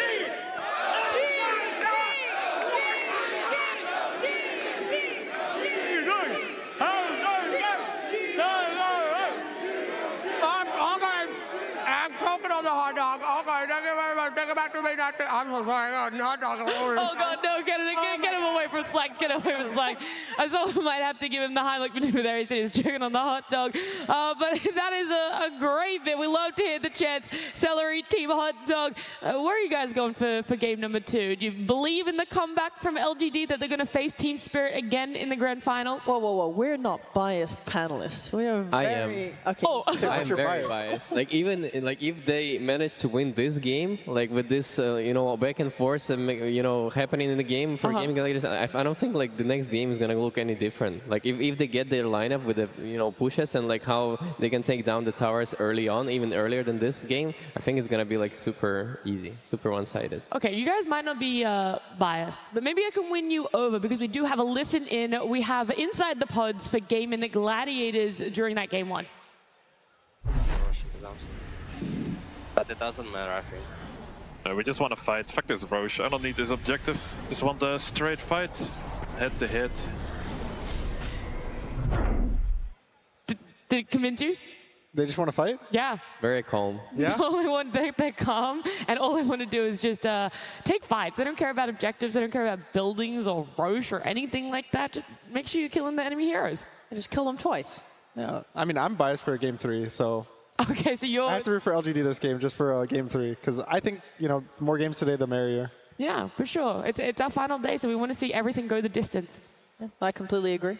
It's also like the level of Dota now is just like so unbelievably high when it gets really close. Like when we see these 78-minute games, we're getting all the tier 5 items out. That's the hype. That's the stuff I want to see today. I want to go the distance. You wanted to go the distance. You want 70+ minute games. You want 3 games in this best of 3. Well, game 2, it's still a little bit away, but we can talk about some change-ups. That Necro is a focus that you guys talked about, but then I wonder what you're willing to let through. Are you willing to let through a Bristle, a Dazzle, the Chen, the Ench on the side of LGD for Gaming Gladiators to pick up?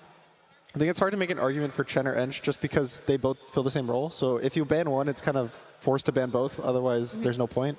So it ends up being they have to choose between Dazzle or Bristle if they want to ban the Necro. And I think gaming has shown for both heroes that it's really, really scary to deal with. And I think as of now, Bristle probably has people are more used to playing versus it than the Dazzle, especially because Dazzle's a flex hero. It goes mid, it goes offlane for gaming. But the Bristle's kind of always offlane, so you'll know you go in the draft knowing what's going to happen, and you kind of at least can have a plan walking into it. Yeah. I imagine this time LGD will have first pick as well, since it's game 2, which gives them the advantage, because last game, obviously, the Necro came out at the end of second phase, where they got to just like counter their lane and have a really good moment for the Necro. So they shouldn't have that this time. So I'm not sure if they need to like ban it. I mean, if anything, they could change the Lifestealer ban to Necro ban, right, in the second phase. I think it's important. But I do think that there's 2 topics that they need to like discuss within the team. First is like how to prevent those rotations from supports and like protecting your mid lane, because this is where Gaming Gladiators start to pressure on you super hard. And the second thing is about item builds. If you're playing against lineup that has a lot of regen, like you need to have Vessel, you need to have Shivas, you need to have some ways to deal with it. Look, Gunnar, I'm going to ask you a question. You can tell me no. You don't have to answer. But you were in this position. You were on the main stage, and you were facing up against Gaming Gladiators. You guys lost game 1. What was that 15 minutes before you spent like to look towards game 2? What was your focus, and what did you just kind of have to push to the side and ignore? It was a lot about, we talked a lot about the Chen, which is kind of the guys that are going to try to end the game really fast, and we need to find a way to deal with it. And we didn't find the solution in time, and so it's time to see if LGD can find the solution in time. All right. Well, the players are walking out now. They're going to be taking the stage. Maybe for the last time for LGD, maybe there's going to be a little bit more in it. We don't really know, but we do want to know more about LGD. You just put carry mag and throw Lena mid or what? 10 seconds remaining. We'll have to see here. I do know for a fact that we've seen some interesting heroes from Shiro. Well, they're gonna put the Skyrath. Wait, are they gonna put the Skyrath mid? No, I believe that's Kiyotaka. I think that's Kiyotaka. Is this Mother. Willow? It's Carry Willow. Did you know how Carry Willow. Okay. Wow. 作为一号位花烟子，我们当时的选项是根据阵容选的进程，到后面我们决定就是选择到最后几手的时候再决定把它当成1号位的。Carry Dark Willow. Yeah. What in God's green earth is this? 英雄的多样性，我认为是现阶段来说，可以算是我们队伍的强项吧。但是我认为是什么驱使它成为我们强项，可能更多是我们队伍生活平时聊英雄、聊阵容比较偏多吧，就是日积月累的形成吧。This is why LGD has so many fans, because every time you think you've got this team figured out on how they want to play, they just bust out the wildest draft. 关于我们为什么可以一直选比较偏新的英雄，然后我觉得更多还是出自于我们一个是团队的自信，然后再加上更多是我们选这个新英雄的大哥，我们3大哥都很自信，然后并且很敢打，我觉得这是比较关键的。在关键的系列赛，他们敢做出这样的第一步，我觉得是他们自信的表现。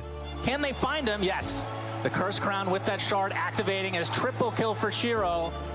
我觉得更多是良好的团队氛围。我觉得是我们彼此每一个人都觉得你玩就是可能我们中单想玩猛犸的时候，我们每个人也会去鼓励他。然后我们3号位想玩蜘蛛的时候，我们彼此互相都会觉得你玩肯定可以的，就是这样的。48 half HP is the Ancient. Waveform into Ramsey is going to get Hex right off the bat. There's the Ancient seal to follow. The GGs are called. The Ancient gets destroyed. 关于大家认为我们的打法比较先进并且多样这个问题，我认为我们更多的是我们每个选手对于自己打法的自信吧。我觉得，更加坚信自己玩，我们就是把自己玩的东西玩得更好一点，然后越来越自信了，所以敢选的东西就越来越多了。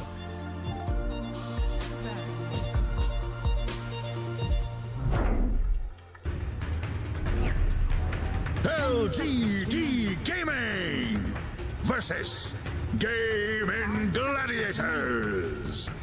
Game 2. Game 2 of our lower bracket finals. We just heard it there from Y. Innovation is confidence. This team, they've been known for those wild drafts. They were the first ones to do Dark Willow on the main stage. We saw it last weekend. This could be the do or die. This is where the innovation is really going to come in clutch for them. How far do you push the envelope to make it to the grand finals, to make a comeback in this low bracket? To me, it's definitely it was their best draft with Dark Willow and Broodmother and Magnus, and I would love to see them going for this again, because I think this is like the way to break the game against Gaming Gladiators, and to pull something that they don't expect, and it will break their plan of like having this stable mid game. I definitely hope they don't take the carry Dark Willow. I think the rest is good, but if you remember that game, I think the Willow took a really long time to come online. If you're playing against Gaimin who want to press you so early, I don't think you can be one hero down in the way they were for so long. Like, she just needs so many items to come online, and it really was a case of like the rest of the LGD team really like carrying the game to the point where Shiro could take part. Yeah, because the big timing on level 20 for Dark Willow carry. It's when you get the more duration on the W, so a lot of the time when you talk about the hero, like, we're playing for the level 20 team, guys, and if you're playing for level 20 for Gaming Gladiators, you might be in for a struggle. So good news is, it looks like LGD is first pick, so that means that they have the opportunity to ban the Chen and the Ench, and then they can take whatever they want in the draft. So I'll be interested to see how the draft changes up this time. I'm mostly talking about like how they can take a lead and like pressure GG themselves, because this Broodmother had an opportunity, to pressure their towers and to create a lot of chaos, and I think this is what they should be aiming for. Not Dark Willow specifically, but something unique. LGD had first pick. They're still focusing on that Dazzle, that Chen Enchantress. Like you said, Gunnar, if you're going to take one out, take both of them out. So that's their 3 bans, and it opens up the Muerta for them to be able to get their hands on. The cool thing about the Muerta is we were talking about the Necrophos, and so thankfully, if Muerta ends up being a carry, she's really good because she can shoot him no matter what if he's Ghost Shrouded. So it's kind of already like a soft counter to the Necro later in the draft. And it's also, I think it's one of the better carries versus Chaos Knight. He can't burst you during your ult, so you have kind of a way to fight around him. Yeah, I've seen this matchup go both ways. Obviously, because Muerta's very dependent on her positioning in fights, and Chaos Knight usually goes for this like Silver Edge and stuff. He's going to be seeking her out. If they do find her, I mean, the burst is insane. Muerta is quite squishy without her ult.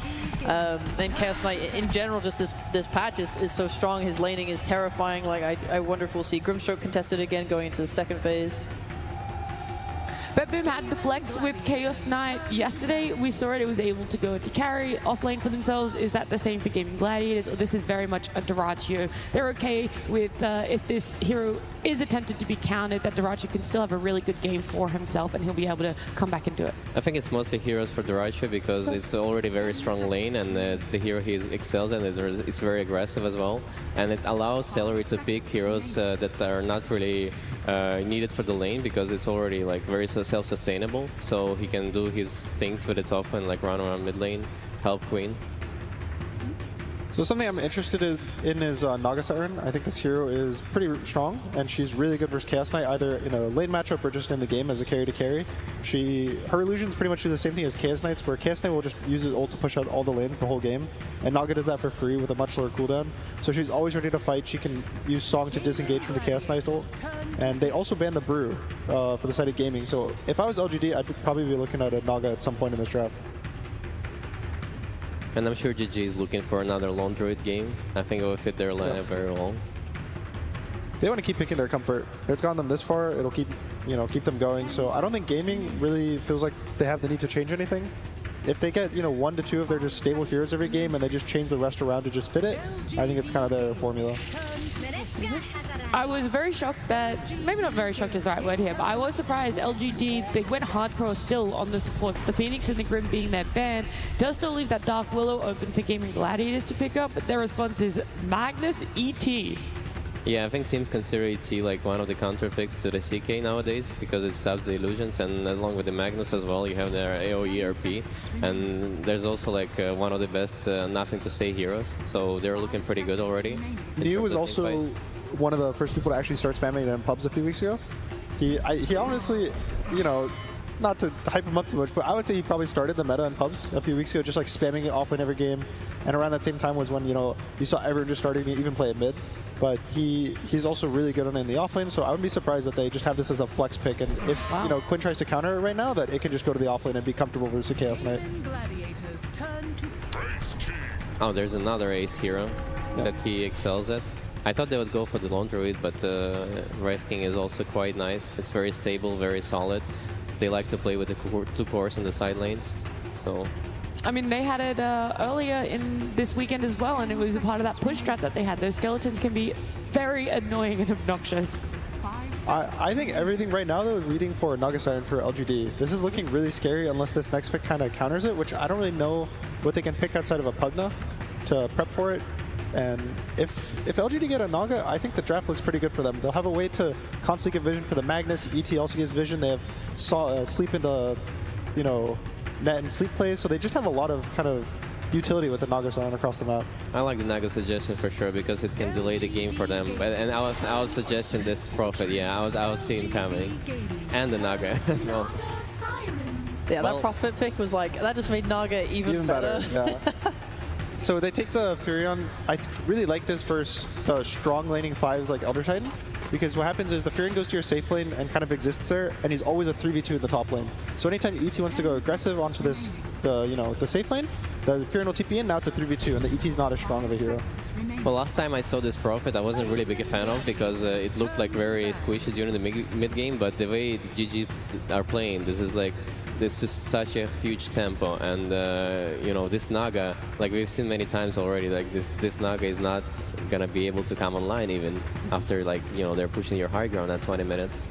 10 seconds remaining. Yeah, thankfully for Naga, one of the cool things is the games are really boring to play when you're the other team because she just delays it. So if there's one way to stop gaming from pushing your base, it's to cut all 3 waves at the same time simultaneously and be completely safe because you have Song.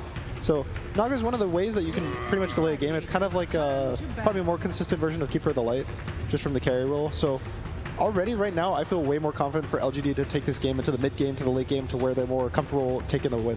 Dude, I'm terrified for gaming. Like, how do you ever take high ground when you're playing into ET, Stomp, you're playing into this skewer back, you have a Naga that's going to cut your waves while they're holding you off like that. It seems so difficult to ever breach high ground without just killing the entirety of LGD. It's so easy when you're doing it this early.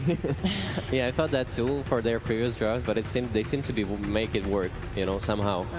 Just purely from winning lanes and making this aggressive moves in the mid game and taking complete lead because of how stable their mid game is. I think as long as this last pick for LGD, either the mid or offlane, has some sort of wave clear to deal with the skeletons that are going to come and kind of help defend the tier 2s when they're actually sitting there in front of you, I'll be really happy for LGD's draft. Oh, there's no way they didn't pick Pango, and they picked Pango. All right. Well, there's their wave shove. It gives them also a team fight to fight on the towers. I really like this matchup as Raid King. You one-shot the skeletons, you burn his mana before the shard. So I really like the LGD draft. I think it's much better than what they had last game. They also kind of don't have the ability to get countered as hard. So I feel very good for them. And I'm curious as to what Quinn will play.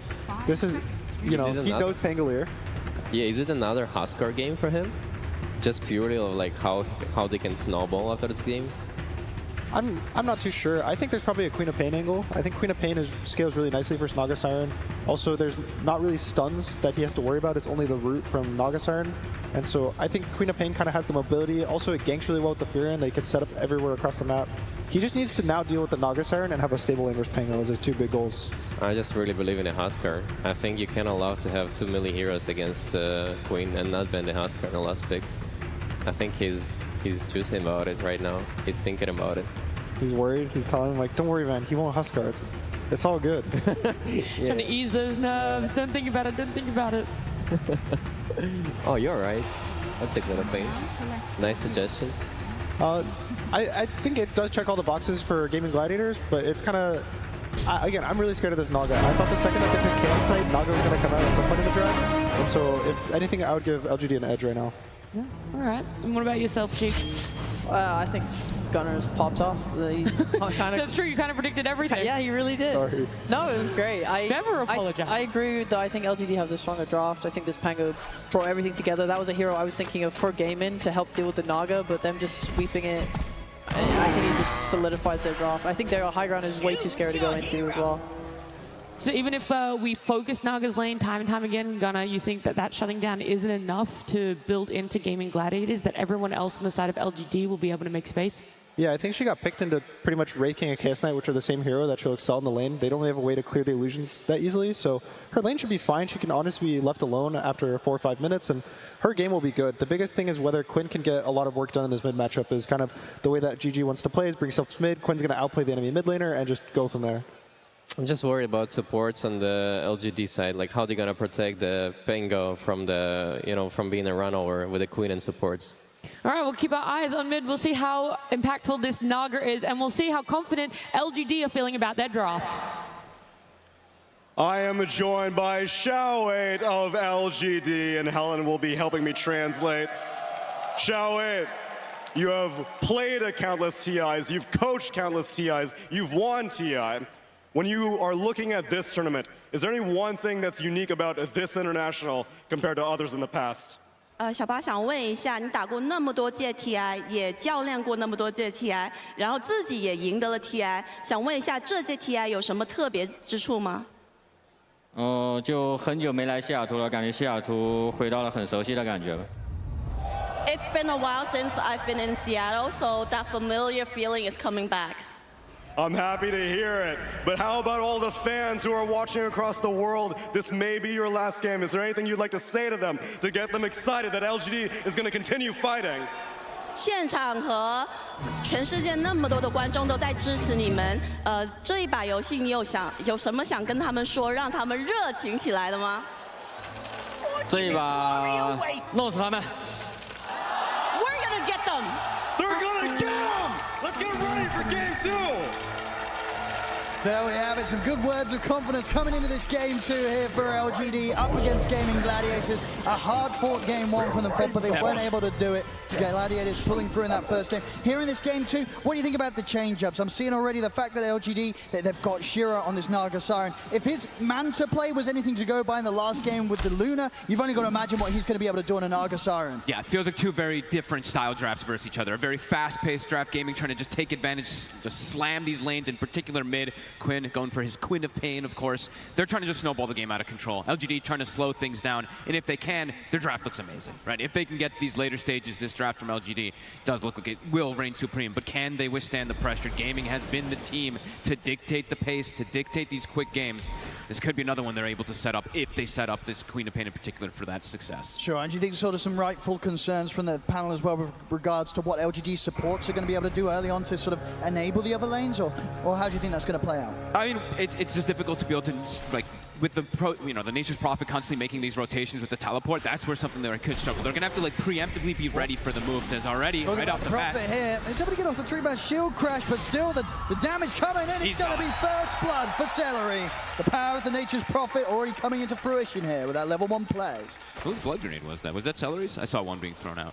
Yeah, it was. Okay, so, I mean, easy grab there for him, getting set up. Quinn doesn't get the last hit, but either way, does get an advantage inside that middle lane. That's the way they're going to look to play. I'm going to be just watching Celery overall, these TPs, but are they going to be able to slow down Duracho is the question, because if Celery's going to be constantly moving around, perhaps that's where New and Planet are able to take some advantage versus this Chaos Knight, who usually just wins every single lane. Yeah, and talk to me more about this sort of Queen of Pain pick. We just don't see it a lot, but Quinn, realizing that this is the game to pull it off. What do you think it is directly about this draft from LGD that's made him want to get the Queen of Pain out against it? Definitely limited stuns, right? Just looking overall what they have. They have to commit kind of like ultimates. There's a net, and then there's a silence from the Muerta, and a dead shot. It's pretty limited. These skill shots are not the easiest things to land on something like the Queen of Pain if he's able to get that big snowball advantage. Nothing to say. Getting 7 of the last hits on the first 2 waves, though. So even though he does get killed right away, a very, very good start for this Pango. But it gets quite rough. Those levels, once they build up for the Queen of Pain, it does get pretty difficult for that Pango in the mid. Bottom lane, Duracho being kept very low here by the harassment from New and Planet. I mean, how strong of a lane is this in your book in terms of the Magnus and the Muerta? Very strong, yeah. I mean, it's universal Magnus. You always have great right click. This year, I think, he's been the one who actually did it first. I think they were mentioned on the panel. Duracho. Has to turn it to with the stun there to hold back New. Very much playing on the edge of his life here, Duracho. I'm glad to see more of the Magnus. I feel like this hero always has potential in the off lane just to make so many outplays. Just the shockwave into skewer plays. Overall good base damage to get last hits. I like this lane a lot. It's quite a bit of attack speed slow too, so even if they try to like turn and fight you, you skewer and you have this calling down, both abilities of course slowing attack speed, it's really tough to fight versus these two. Looking at sort of the top lane at YU Smile on the Elder Titan. A pretty good game for ET to combo up with some of his teammates. Absolutely. I mean, he's playing, it's all about the stalling, right? Stalling out the games. They have the Magnus as well, too. 2 of the best Wombo combos. And even with the Naga. This time around, they'll get him. Stewart forward from you. Duracho getting punished. The same time, though, Shiro also to fall. Both carries getting punished in the safe lane. Oh, wow. The top one I really wouldn't anticipate happening, but the bottom one, with the way that they were bringing it to Duracho, I was definitely more expected. I can't believe they killed this Naga with this top lane. There's a reason this Wraith King has been constantly picked for this off lane, how much he's able to do in the early game. And Ace, he's been one of the best with it. Keeping eyes on this mid as well. Definitely a matchup where you could see the solo kills occurring. Both heroes having to be cautious. They've got good amounts of jump and resets, way to back up and jump back in if they catch one another low. Yeah, nothing to say. Just has to be very careful with how he uses those swashbuckles. A TP comes in from the Nature's Prophet, and they could just net a kill almost immediately up top. The Stomp it. Gets the Lotus. The 2 of them, Shiro trying to close in onto Tofu, but Tofu does have the shadow around with the Celery's here. And they've got backup. Celery's in, they turn with the Great Fire Blast over towards Shiro. Shiro getting surrounded, caught in the Sprout. He's taken out again. This could be a good chance of chasing YU Smile out as well, as YU Smile trying to back off. But the right clicks from Tofu and Celery are enough. Double kill for Tofu. This top lane getting messy. Messy already. As soon as the Naga comes back, I mean, this is going to be the long walk of shame. 30 seconds, no TP. So much physical damage. The Blightstone coming in, the Wraith King skeleton just hitting on him. It's nothing the Naga can do. Yeah, these early deaths, they absolutely hurt for Shiro. Yep. And Duracho, even though he did die, this hero overall, it sustains on its own really nicely. 2 points up on the Chaos Strike for Duracho, so should be able to at least get this farm under the tower here. And Shiro, TP still on cooldown. He's having to take the smoke to try and get back to lane as quickly as he can. A big hit against the Naga Siren in this laning stage. A massive one is also Quinn can now go for the bottom room while Tofu checks the top one. Will nothing to say be able to get it. Nope, Quinn gets it. And now Tofu's here to back up. Nothing to say as a squash. He's going to get caught by the bramble, though. Still able to jump away. But will have to potentially back off as this dagger ticks him down. And Quinn's jumping him. In for the kill. Another dagger, Quinn. He's going to get it. The kills there. Gladiators finding a lot of early action down bottom planet and knew they tried for Celery, but Celery's able to just walk away from them. The stomp does clip him. Can they finish? Shockwave will drag it back. New really wants to kill. He'll get him. But now New's under tower. The stun's there. Direction trying to step up, see if he can finish on New in return.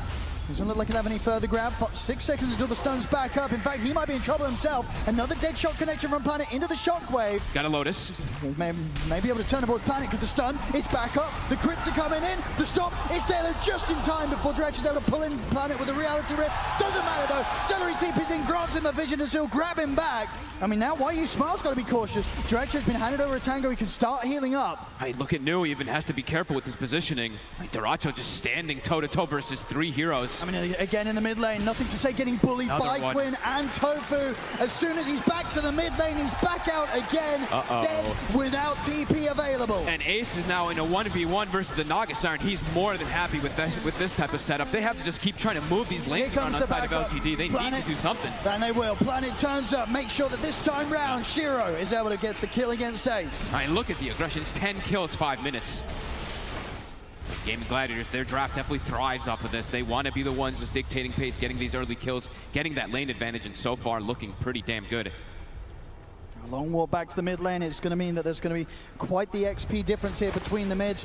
Quinn already halfway through the 6, and of course nothing to say yet to hit his. And it's right around the power rune too. Quinn very likely to be able to set this one up. Planet has to play around mid to try to stop this Queen of Pain from snowballing so hard.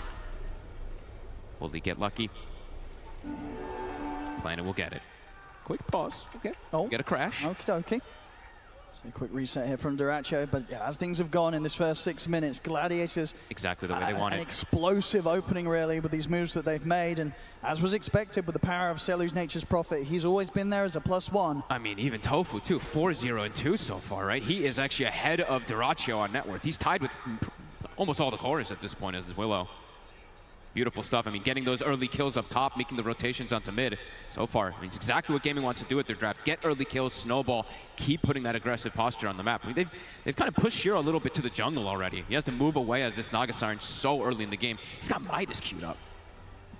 It's going to be one of those recovery games for him after a lane like this. Those early deaths slowing down sort of the potential, but as we saw last game, LGD, they are very good at stalling the games now, even if the beginning goes rough. Yeah, they don't have a Shadow Demon though to create those illusions. Yes, they have the natural Naga Siren, but they don't have a Spirit Breaker who just literally clears every single wave. A lot more difficult for Nothing to Say, it would seem, this game, being slowed down this much. And losing the lanes like this also, when you're playing versus something like this Wraith King and this Nature's Prophet, there's a reason that Gaming likes to play this so much, right? You pick up the tempo so fast. So if you start having to get pushed to jungle this early on the side of LGD, these towers are going to start dropping very, very early on with the way that they want to make moves. And with the sort of the start that the supports of Gaming Gladiators have got, and the fact that Quinn is in the lead right now, it's not going to be too difficult for Gladiators to go for these deep movements and try and catch Shiro in his jungle. Absolutely. They just have to watch out how far they overextend, because the way the counter initiation and everything from LGD, that's kind of their biggest thrive, is if Gaming pushes the limit too far, they have wombo combo team fight. They have massive ways of repositioning and taking them under these tier 2s potentially.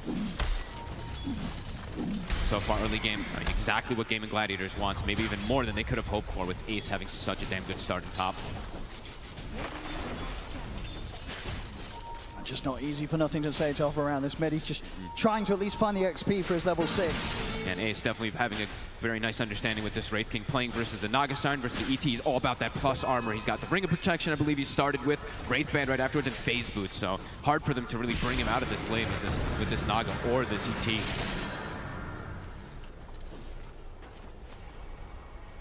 This lane's hard to restabilize. Duracho now able to get this free farm.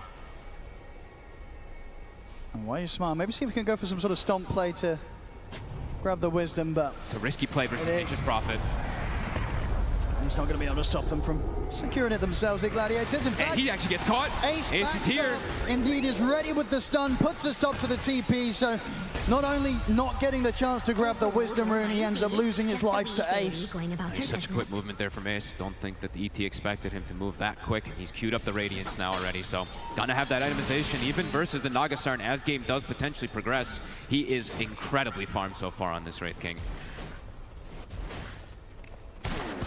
I mean, for LGD, can they look for aggressive moves themselves, or is it just a case of them preparing to turn things around if Gaming Gladiators start heading onto their half of the map? They need more levels for sure. I mean, the big one that usually wants to make the moves is going to be that mid laner, but when he's playing versus a Queen of Pain, he's super shut down. And new also, it's level 4 Magnus now versus the level 6 CK. Dyrachyo is perfectly fine to be left alone down here. So difficult for them to really make moves in this early game now. As they said on panel, these supports that are kind of needed with the cores. They have to make the moves with the cores in particular. Nothing to say, we'll get another power rune. Quinn. And they're trying to set up, but it's so hard. They need kind of the silence from the cooling to really clip him. Outside of that, Quinn, he's jumping away every time. Yeah, they need like the perfect kind of chain stun with the Rolling Thunder and everything. That's why they wanted this swap. Very elusive. Still looking to play around mid too. They've got 3 heroes poised on the side of Gaming Gladiators, looking to still go for Nothing to Say. Almost 8 on Quinn.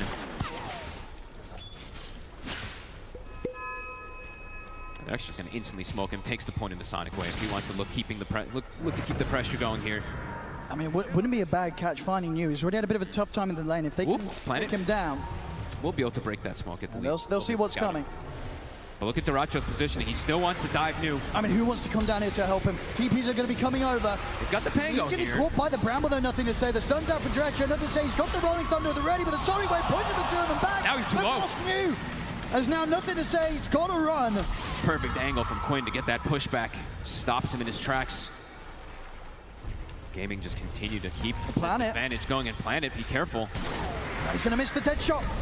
The stun's there. I mean, Planet, he's gone as well. That in an instant. They just can't fight them at this point, despite how hard they try, LGD. And I mean, without Rolling Thunder now, they cannot protect this tower. Top also looks like it's starting to get pressure. Rotation from Tofu coming in with Ace. Pressure on all fronts, 10-3, a 4K lead already, pre-10 minutes. Gaming doing what they do best. Dyrachyo almost having it. He's gonna have this armlet pretty much done already. Shiro is starting to get some recovery farm, but he's not really the one who makes plays to recover things. He's the one who has to just kind of sit back and farm for a very, very long time. The fact that this offlane and mid lane are struggling so much, it's gonna be very difficult for LGD to mount these defenses on these early towers. It's going to take time for New Year, sort of what, just 300 gold in towards the Blink Dagger. Yeah, he's very poor. It's tier 1 in the mid lane, starting to get a bit of a beat down here by Dyrachyo. He's actually ready to start jungling over on LGD's side of the map. He knows that there's very little that LGD can do to push back the CK. I mean, he knows they're just very underleveled. Magnus still not quite level 6. The 2 supports as well, too. Their damage is just extremely lackluster on the side of LGD. The only damage they really have is going to be coming out from the Pango right now, and this Pango is very shut down in this game. Top tower to fall. Ace close to a relic. He's getting the chance to step up and trade hits here with Shiro right up towards close to the tier 2. Look how confident he is. They can't punish him. They don't have damage for him by this point. He doesn't even have the armlet just yet. I mean, Shiro's just getting chased out completely from his jungle. And immediately he has a wave bottom, meets his tower. Dyrachyo just heads back over as they take out top tower. Ace is going to have this. I mean, this is going to be one of the faster offlane Radiances that comes out, and it's a great Radiance game playing versus this Nox. Quinn continue to play incredibly aggressive here, push the limits. I mean, you got Tofu coming in from the side as well. And look at Dyrachyo. I mean, he just pops a Phantasm and sends the illusion on New and just zones him out of the lane. New actually can't walk up and contest an illusion. And could just die if he steps up a little bit too far. Has to be pretty careful. Same to be said for Nothing to Say. He's having to go right back under the tier 2. Cannot show his face anywhere close to tier 1. Going to try and TP it down bottom. Skew's only going to be on towards the Phantasm. Maybe they can find Celery. They'll get the stomp set up. Dyrachyo's considering maybe helping out on this fight, but with the Rolling Thunder, they're in with the stun. Sonic Wave pushing back the 3 of them. It's actually giving the space for Celery to walk away. I mean, the punk out. He's perfectly fine. Dyrachyo's considering diving towards New. Nothing saying he tripped up by the spells of Tofu as the jump forwards there from Quinn. Nothing to say taken down. They just can't kill any of them. I mean, Not even Celery. Again and again. I mean, Quinn, this time a Sonic Wave just to knock back the Pango. Works out perfectly, completely messes with Nothing to Say. This Pango is having no effectiveness right now. Can't even touch a Celery. A 6K lead already for Gaming Gladiators. This is as hot as a start as you can get, really.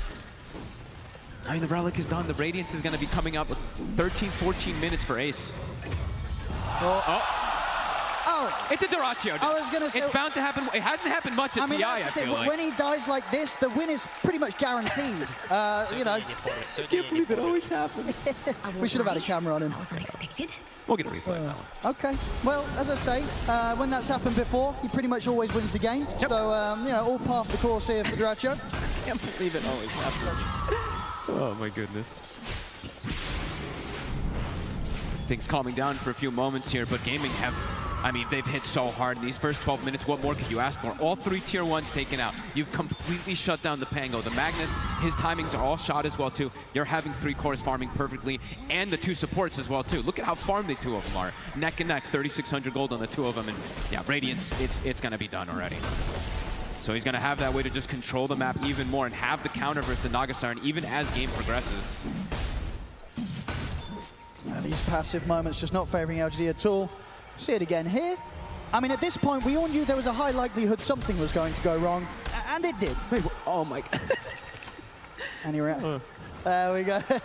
Tofu with a smile for that one. Quinn did not smile. All serious business from Quinn. He weren't happy. How dare you? And my perfect Queen of Pain game. What are you doing? Look how aggressive they're still posturing, though. Continuing just go for nothing to say. No space for this man. Uh-oh. Man. I mean, Zhao 8 gave him some rubs on the shoulders, but so far it's not helping. 0-5-0. They're trying to find anything that they can to get. Look at this, Why You Smile now positioning for Wisdom Room, potentially trying to get the 2 of them stolen at least. But Tofu already running over. And Celery's even TPing in aggressively. They're just going to take both, it seems, on the side of Gaming. Maybe with a stomp, Why You Smile can get this one. No, Tofu's able to kite it out, gets back in, picks it up. Planet will be able to grab their own. Okay, Duracho actually isolated. News here as well. If they can get it. They've got the skew up. They'll try and turn, but this time, ooh. Nice song. It might be allowing them to get the 2 of them, actually, because now they can set up over towards Celery. They kill off Duracho. They close the gap in on towards Celery. Gets clipped by the dead shot. A couple of kills here for LGD. Nicely done from Shiro. I mean, he's the one with the Midas, and he's the one actually making the plays happen here to bring some stuff back. Nicely done. And they got the Wisdom. Something finally going for the side of LGD. Now that area of the map, not really been a happy place for Duracho in these last few moments. Back. Ends up denying himself and also ends up getting killed off. Probably not a place we'll see him head back to anytime soon. But ASC probably says, don't worry, guys. I'm the real carry. I mean, it's all a distraction. It certainly seems that way because indeed he continues to match the farm of Shiro. And this is going to be one of the slower timings I think we see. It comes out for nothing to say. This Diffusal Blade, it's been slowed down so much. He still doesn't have it. He's still about 800 gold away. On Midas, they're just going to be going for all the way to this late game here. Double Midas is coming out for LGD.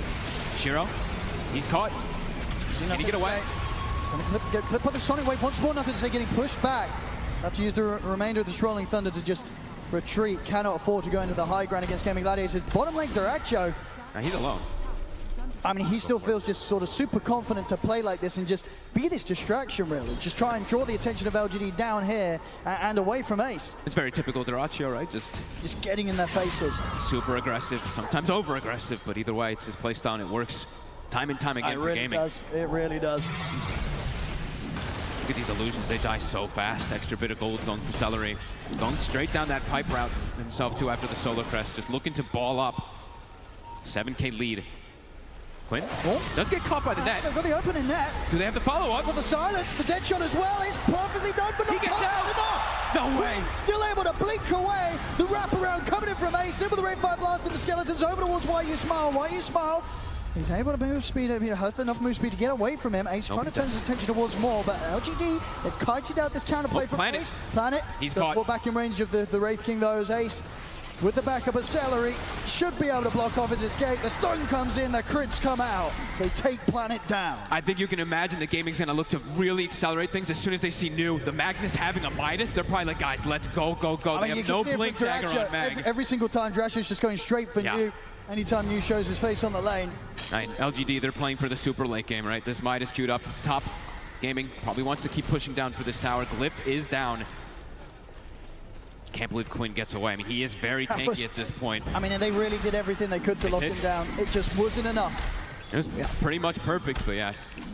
The Occult Bracelet, the magic resistance, just 2,000 HP on this Queen of Pain because that advantage he's gotten from the early game. All right, Blink done on you. Are you smoking up on LGD to make a play around this, or are you still sitting back and looking for the counter plays? I think they can look to make plays with the Pango and the Magnus, for sure.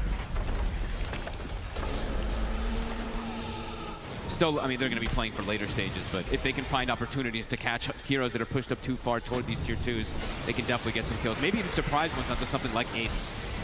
Who Panel was talking about the mana burn sometimes in the Pango can be a little bit of an issue for these Wraith Kings. Ace is just going to go straight for that shard next. Catch bottom. Got a split up. Do they have enough? It's a huge amount of damage. Not quite enough yet. Does get the Sprouts in toggle from off Celery this as time. well, making sure that his illusions aren't able to finish Duracho off.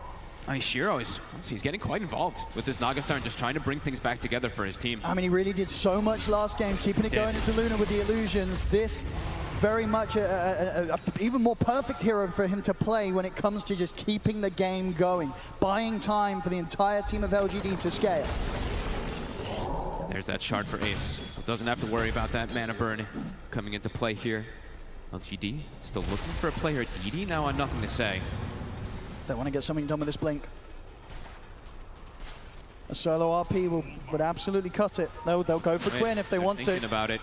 Can they get the catch? There it is. They can. Straight in, they get the drag back. This time, if they got enough lockdown, the sleep, the He's still alive. Pushes back you, and Quinn is able to jump away, turn with a sonic wave, and walk this one off. As Ace, he's considering getting involved. He starts to head straight towards them, feeling strong with the fact that he's got that shard, has the reincarnation ready to use aggressively. I mean, they just use so much. Use their Pango roll, they use their Magnus ult too, so Gaming, they're gonna run at them right here. Celery, TPing up top already, looking for nothing to say. He's got backup coming in, but they want this tower. It's 300 HP.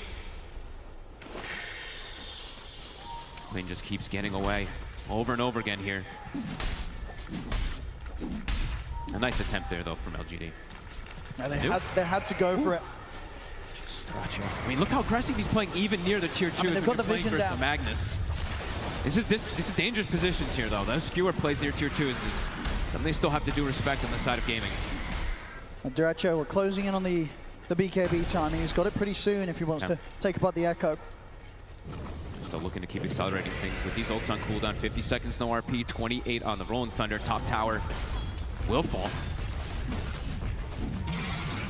Ace has skeletons prepped at the ready, too. They want to keep threatening it all here. Maybe swing toward the mid lane. They've actually dragged the wave from mid, Duracho, to look to keep this pressure going. Quinn picking out Shiro bottom. Smoke time from Gaming Gladiators this time round. They know the heroes are positioned down the bottom, in particular that Nagasar, and they know that Shiro was down here, making the long wrap around. You see nothing to say for a second here. Ace is hit. Through the jump, straight away with the stun. It's far too much damage for nothing to say to survive through. All right, Tofu and Ace menaces this game. Tofu 5-0-5, the instant bedlam, trusting his buddy. Might be able to run into more too, Shiro. He's been spotted, Ace. Oh, he knows which one the real one is. Get in with the jump. The illusions are out, Shiro. Gonna look to try and turn. Tofu's in with the fear. Pushing back Shiro for now. Means that Ace doesn't have to worry about losing the reincarnation quite yet. He's still got that to protect himself and go for a second round. It will get forced out here with the splitter. Duracho, deep forward, new, looking for some skewer plays. 5 seconds till it's back up. We'll manage to clear out the illusions, make sure there's no vision for LGD to play around to try for that sort of jump. So Gaming Gladiators will back off safely. A cool smoke though from Gaming. They kind of force LGD all the way back to their base, getting out of their jungle with that one, even while picking up a kill. Shiro's farm continues to roll in very nicely. Still is nice. Trying to get this hard done on top of the Manta, and he's closing in on it. The only scare is that the Pango just continues to have this very, very hard game. Same thing for the Magnus. And the Nagasar, even at this point, like, even if he gets the ultimate scaling all the way to the end of these games, is he able to carry versus all this? They have great late game, but it's an 8K lead already for the side of Gaming Gladiators. They're getting crazy scaling, even on the supports, as we were mentioning. I've been waiting to see what Tofu looks to queue up because he's having such a good game. The Yule Scepter, but he's sitting on 1200 if he does want to look to go down some scaling route too. And there's the pipe now for Celery. More and more tankiness. I mean, when he's got the Aghanims finished up now too, so much more burst potential, much better ways to be able to clear out this Nagasarn too. As Roche potentially soon on the docket here for Gaming. BKB finished up for Duracho. And those last few attempts from LGD, they just haven't been able to take down this Queen of Pain 100-0. And Shiro's gone for the full tanky route rather than the aggressive route that we sometimes do see from the Nagasarns. I think sometimes we do see that like Orchid kind of playmaking style come out, but Shiro, he's just trying to build up for himself. Celery. He was spotted. He's got eyes on you. Further TP's coming in as well. See if he can get the blink off in time. No, the right clicks are there. Celery will catch him. They drag him back into the stun. New punished here for trying to farm on this bottom half of the map. Gaming Gladiators, they'll be having none of that. Kind of the name of the game though for LGD. Pull Gaming away from their base, try to buy more and more time. Even though New does die, it does force 3 heroes to make the move down there. Setting up for the Roche now. Roche now, yep. Look to grab this. Ace also very close to his own BKB. Yeah, and with that kill that they got onto Nu, so I mean, for LGD, it's probably too difficult for them to contest down here anyway. But now it's guaranteed here for Gaming to be able to finish that one off. And Tofu still considering his item build. Yeah, I've still 1700 gold. He hasn't queued it up. I've been waiting to see which one he does want to go down the route of. We shall see. Quinn going for a little bit more protection, something you don't see too often anymore on the Queen of Pain, but is buying a Yules after having his Aghanims and his Kaya, so just that little bit of extra protection versus the calling in particular could be huge. As with this Aegis, imagine the game is going to look to control the map a lot more here, try to constrict this Naga Siren from getting out. Shiro playing in these dangerous positions, trying to get farm in the enemy Ancients. And cutting some waves. Nice micro coming out from him, just like we saw from that Luna. I mean, honestly, as long as he's able to survive and stay alive, you can probably guarantee that 2 of these waves, at least, will be held right back onto Gaming Gladiators' half of the map. It's not going to be too easy for them to get a push going towards multiple lanes at the same time, Gladiators, with the play from Shiro. As LGD smoked up. I'm going to try something here with the RP once more. Quinn. They're going to try it again. This time round, do they have enough? He's got the Yules. He's got the Yules. I mean, he's out of there. That's an RP down and a splitter. And that time they don't even come close to killing him. Nah, this Yules pickup feels pretty damn beautiful there. If they don't have that chain stun, which they really don't have with their draft, he's going to be able to get it off every time. And he's going for Kaya-san, so Status Resist is going to make it potentially even easier for him to get off afterwards in these later instances. Pretty much the only way they can kill this Queen of Pain is if Quinn sort of blinks into them. But Quinn's not been making those mistakes this game. Or if they have absolutely everything that comes in like perfectly with Shiro, though. They need everybody hitting him at the same time. Ult's on cooldown. Gaming might look to make another move here. They see Shiro top. I mean, this is an empowered Naga Siren. They're kind of giving away which the real one is. I mean, and they know that there's no RP. And Ace knows this is the real one. I mean, they're already TPing in onto the backlines as well. Shiro's going to go for the strong TP out. Same to be said for Why You Smile. Gets out. Well, that was close, though. The fear from Tofu nearly catching him, but LGD will escape. Oh, man, if Tofu's blink was actually on him there, that potentially could have been a catch onto either one of these heroes. The blink was coming on the courier for the Willow, so Tofu, he made his decision what he wants to go for. This is a cool pickup, too. I feel like this is more about stopping it, that initiation or the counter initiation that LGD is going for, rather than scaling for himself. He's looking to see where this RP comes, blink, get the fear off, and reset the fights for his team. So a cool choice if he's able to get those catches. Has nothing to say his game going. I mean, recovering slightly, but still 0-6-0. Hasn't been involved in any sort of positive action this game when it comes to kills. It's been rough. He's tried, but it's just been completely stopped from Quinn. Every single time he comes in, a Sonic Wave just pushes him back and stops him in his tracks. 81% as we see there right now for Gaming. Dota Plus is liking their chances. So much weight right now on Shiro's shoulders. It really feels like all of it's going to be these big plays that he's able to make with these illusions. Soon having a butterfly, so he is getting quite tanky. But the rest of his allies continue to be pretty poor. And Gaming, they're scaling on all 3 cores. Oh, they really are. They really are. Ace still holding the top spot out of the team. Incredible farm on this offlane Wraith King. Just the blink, the BKB going down the aura round afterwards just to enable his teammates even more so. And just keeping it, now they're starting to keep more and more control of the map. After they got this Aegis, they're dealing with all 3 lanes. Celery's showing on one lane, Ace showing on another, and Quinn with the backup of 2 heroes showing on another one. So they're keeping the lanes shoved in and constricting Shiro from getting his illusions actually out to cut these waves. He's actually been unable to for the last few minutes.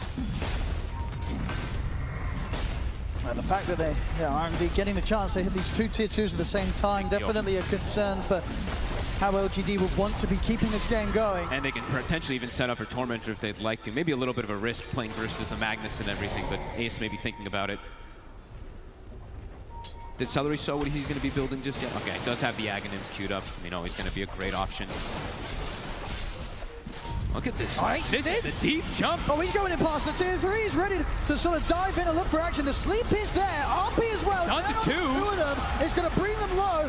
Yules up from Quinn. Quinn will be able to jump out of this one. Gets to the side. Actually hits pretty much a 5. Gets it all. Wave there. Ace here on the second life. Goes towards the ET. Takes down Why You Smile. Shiro has to use the song to back up. I mean, what a jump there. I mean, Celery TPing it aggressively and then Ace jumping for Just Quinn. goes straight for it. Yeah, Quinn gets a connection on almost everybody with Shadow Strike and all. Pretty much a vibe map.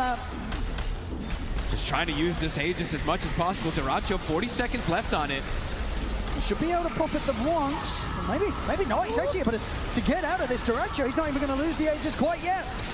Little toggle, gets himself out. They force the glyph. They force quite a bit there. I mean, pretty much every single ulti being used from the side of LGD just to sustain and withstand themselves. Celery does buy back at the least there. One silver lining for LGD, but Gaming, I mean, at any moment you can see they're very confident just jumping in. Duracho. The skewer back on him, 10 seconds to late. Seconds. They will just look to take him down the first time whilst the Aegis is still there. And okay, and they get the Tormentor too. They go for round 2, Quinn. He's in with the jump. Duracho blocks the BKB, turns over towards Shiro. Shiro's in trouble. Done. They surrounded here in the corner. They came blocked off by Duracho. Sonic Wave as well. He's pushed off to the side of the map. Quinn jumps in. He's killing off the back lines. He's taken out Planet Beautiful as well. Shiro. The round of the Nagasari. Shiro. He's out. 50 seconds. None of them with buyback gold available. As GG will be able to push down this bottom lane, maybe even get the tier 3 in the barracks with this one. They're starting to fall a bit low on Quinn, but Duracho's, he's full HP. He's back to full. Quinn, look. I mean, what can they do to push this one back? At the least there's still a tier 2 in the mid lane. They don't have their Magnus. They have no way to skewer, no way to hold this off. This Rax is looking pretty dead. Can they stop this? And Quinn, this Arcane Rune right there coming into play. And now Ace. Nothing to say. Gonna try and put a bit of a slowdown to this push, but at the same time, he's gonna make sure that he keeps a fair bit of a distance when the Rolling Thunder does come to an end. I mean, they're still going, even for the melee racks here. Gaming Gladiators pushing the limits. We'll be backing up. Magnus is respawning. RP's back up. They'll give respect. But another massive hit, 13k lead. They bring down Shiro and Quinn with the back of that Arcane Rune, kind of making the magic happen. The confident blink forward into everybody. I mean, he knows they can't kill him. Yep. Now, his itemization feels absolutely perfect this game, and he knows it. He's playing so confident. Full heart now on the CK as well, too. A massive hit from Gaimin. And everything coming back up for them pretty soon. Sonic Wave, 15 seconds. It's just been so hard for LGD to really find a killer tool. Yep. I mean, as soon as the song gets used, they kind of just have to like reset and run, and then once Shiro gets isolated without song, he's just dead. They have no way to follow up to protect him.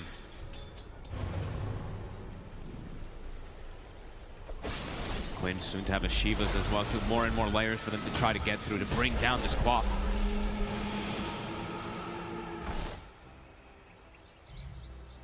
Trying to step out of their base a little bit, LGD, but scary to come out. They keep having to just follow each other together. They have to play as a unit here versus the side of Gaming. They could just get picked off in an instant, as we see there. Gaming, no hesitation to jump if a hero's isolated. LGD. They find something with this smoke. Quinn. He's got a shield rune. They try for the skewer back. Hesitations, of course, they don't want to drop the RP because the last few times it's just not worked out. I mean, even if they get him there, honestly, he just probably pops shield rune and we'll probably see the same thing that happened time and time before. 3 lanes being shoved in. You see the lines being drawn from LGD. They're like, we need to get these lanes out.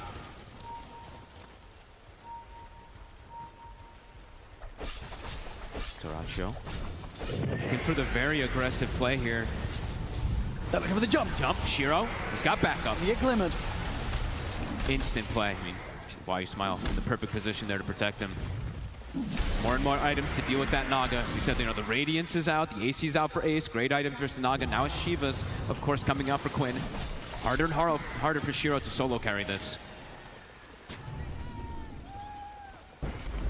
All 3 lanes shoved in. No space for Shiro to get out on the map. Should be able to take out this final tier 2 tower now, Gaming Gladiators.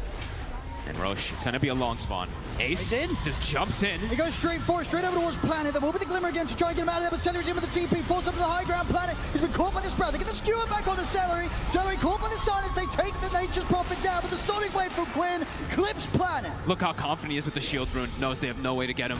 Celery does die, and that was the dieback, so 60 seconds without him. Gaming looks like they will be happy with that tier 2 and that kill. They'll back up and get that farm going here. DD spawns up top. And Quinn gets one of those big talents with the Aghanims build. He's got the 20 talent. A long spawn on that Roche. Maybe a fortunate one for LGD, it feels like a little bit, but either way, they have more than enough time on the side of Gaming to just keep these lanes shoved in to constrict Shiro.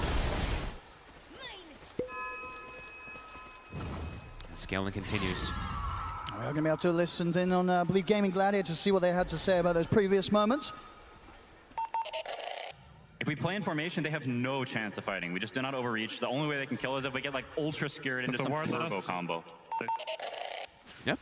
I mean, he's absolutely right on that one. We're seeing it the way that the Gaming Gladiators are moving as a unit. It's just not allowing LGD any opportunity to get the jump on them. Not to get the jump on multi-heroes too, right? We've seen one-man RPs, one-man skewers, one-man splitters. Just, yeah, Gaming, they really have not been giving the opportunities to them to get that big wombo combo onto multiple heroes. Full hex now onto Shiro. A little bit more catch to potentially trip up Quinn. He's really got his work cut out, Shiro. He really does. He's had the chance to get the farm, but can he do what's necessary to keep LGD's hopes alive here in this game too? It really is all up to him. Roche, 30 seconds. Gaming positioning themselves for it. All 4 or 5 heroes actually set up down bottom. Dyrachyo getting closer and closer to his MKB to be able to focus down this Naga Siren as well. Ace almost has an Aghanim, so even if they do get caught in some type of wombo combo and stuff like that, there's the plays around it. More and more scaling continues. Roche, LGD. This is a tough call to make, but maybe they might feel like they have to potentially try to contest this Roshan, but yeah, this is a very, very hard call to make. I mean, and Gaming Gladiators, they're going to be coming straight for them first. Smoke up with Gladiators. Guard. This could be totally unexpected here. They're going to be ready to head into the triangle. Dyrachyo leading the charge now. Scouted by a tree. Wait, Blink. Blink is there in time. Nicely done.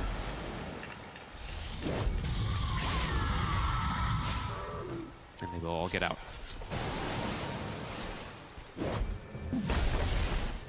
So they will back up, deal with the lanes as his team goes for the Roche. Super close to his own Aghanims. I mean, this item is always super nice, just so you don't have to really like commit your hero so far. He just throws a Wrath of Nature because it disarms as well too, with all the bounces that it gets on with the root. So it can be really nice to just protect the heroes if they do get caught inside of a big wombo combo. As Roche will fall.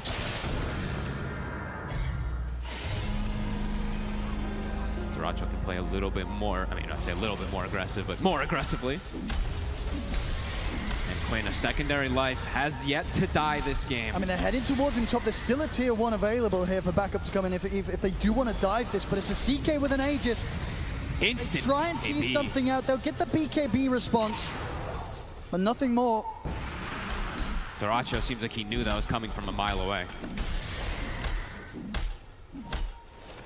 Celery. Wisdom runes, double grabbed again for Gaming. LGD looking to try to keep getting something up out of top here, but the lanes are starting to get pushed in. It is a lot of them out here, pretty deep on the map, but can they really start a fight? Planet, Hunter Division. He's able to get the Pierce the Veil off. A little bit of protection, but still the damage really coming in from the Magical, bringing him down low. He's caught in the trees. Quinn finishes him off. LGD, they've got to get out of here. Nice ward from Tofu. Quickly places that one down on the side. And Tofu also still just having this flawless game, 5-0 and 8. It's enabled Quinn to be able to snowball. I mean, they sort of 80 spawns bottom. Ace able to grab this one now too. And that Aghanims is done. And they can play like this, just sort of split across the map, knowing that LGD just can't really jump any of them. Nope. And if they do, there's going to be more than enough time for them to survive long enough for backup to arrive. Yeah, and they've got all these itemization to be able to deal with this Naga Siren. Ace also, of course, didn't point it out, but he did get blessed with the Cloak of Flames on top of everything too. So Cloak of Flames Radiant, so he's going to be amazing versus these illusion heroes on top of Quinn, having the Shivas and everything too, and having Cloak of Flames. Look how many of them they have. And yeah, these lanes, they're just constantly being dealt with. On top of the Wrath of Nature, of course, rooting. Once you get that Aghanim, the cooldown also dropping down to that 60 seconds. He can just throw it off cooldown, keep these lanes constantly shoved in, keep LGD inside of their base. Quinn now with the Lincolns as well to another layer to try to go through. They're just never going to catch him. Nope, it doesn't feel like it. Not with the way that he's played. I mean, honestly, it's been pretty much 0 mistakes from him so far, Quinn. A flawless game, a flawless 2 games, to be honest with you. LGD. They're going to try it for it again. Smoke up. They've got to take some sort of high-risk plays here to try and pull this game back in their favor. Who do you want to go for, though? There's an Aghanims Wraith King as well, too. These tanky frontliners with Aegis Cheese, too. And Ace is just walking. He might just even blink in. He's taunting them. He wants him to go for him. He's going to jump. The stun off, and you see they turn with the Hex. If they can bring him down the once, they get the drag back up towards the tier 3. To the base. Take him down once. See if they can do it a second time. Quinn starts to jump forward, gets the Shadow Strike out onto New. It's enough to hold them back, and indeed there's not any sort of attempt from LGD to try and go on Ace a second time. 60 seconds, we'll be back up. Pretty much all waves starting to push in against LGD.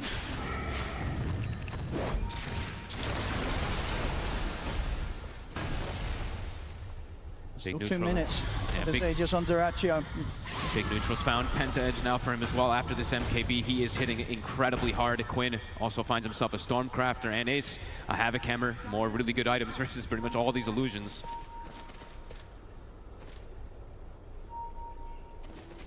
It's rare to see the Naga Siren unable to really send the illusions out to try to get any farm, but they're just dealing with them so quickly every time they see them.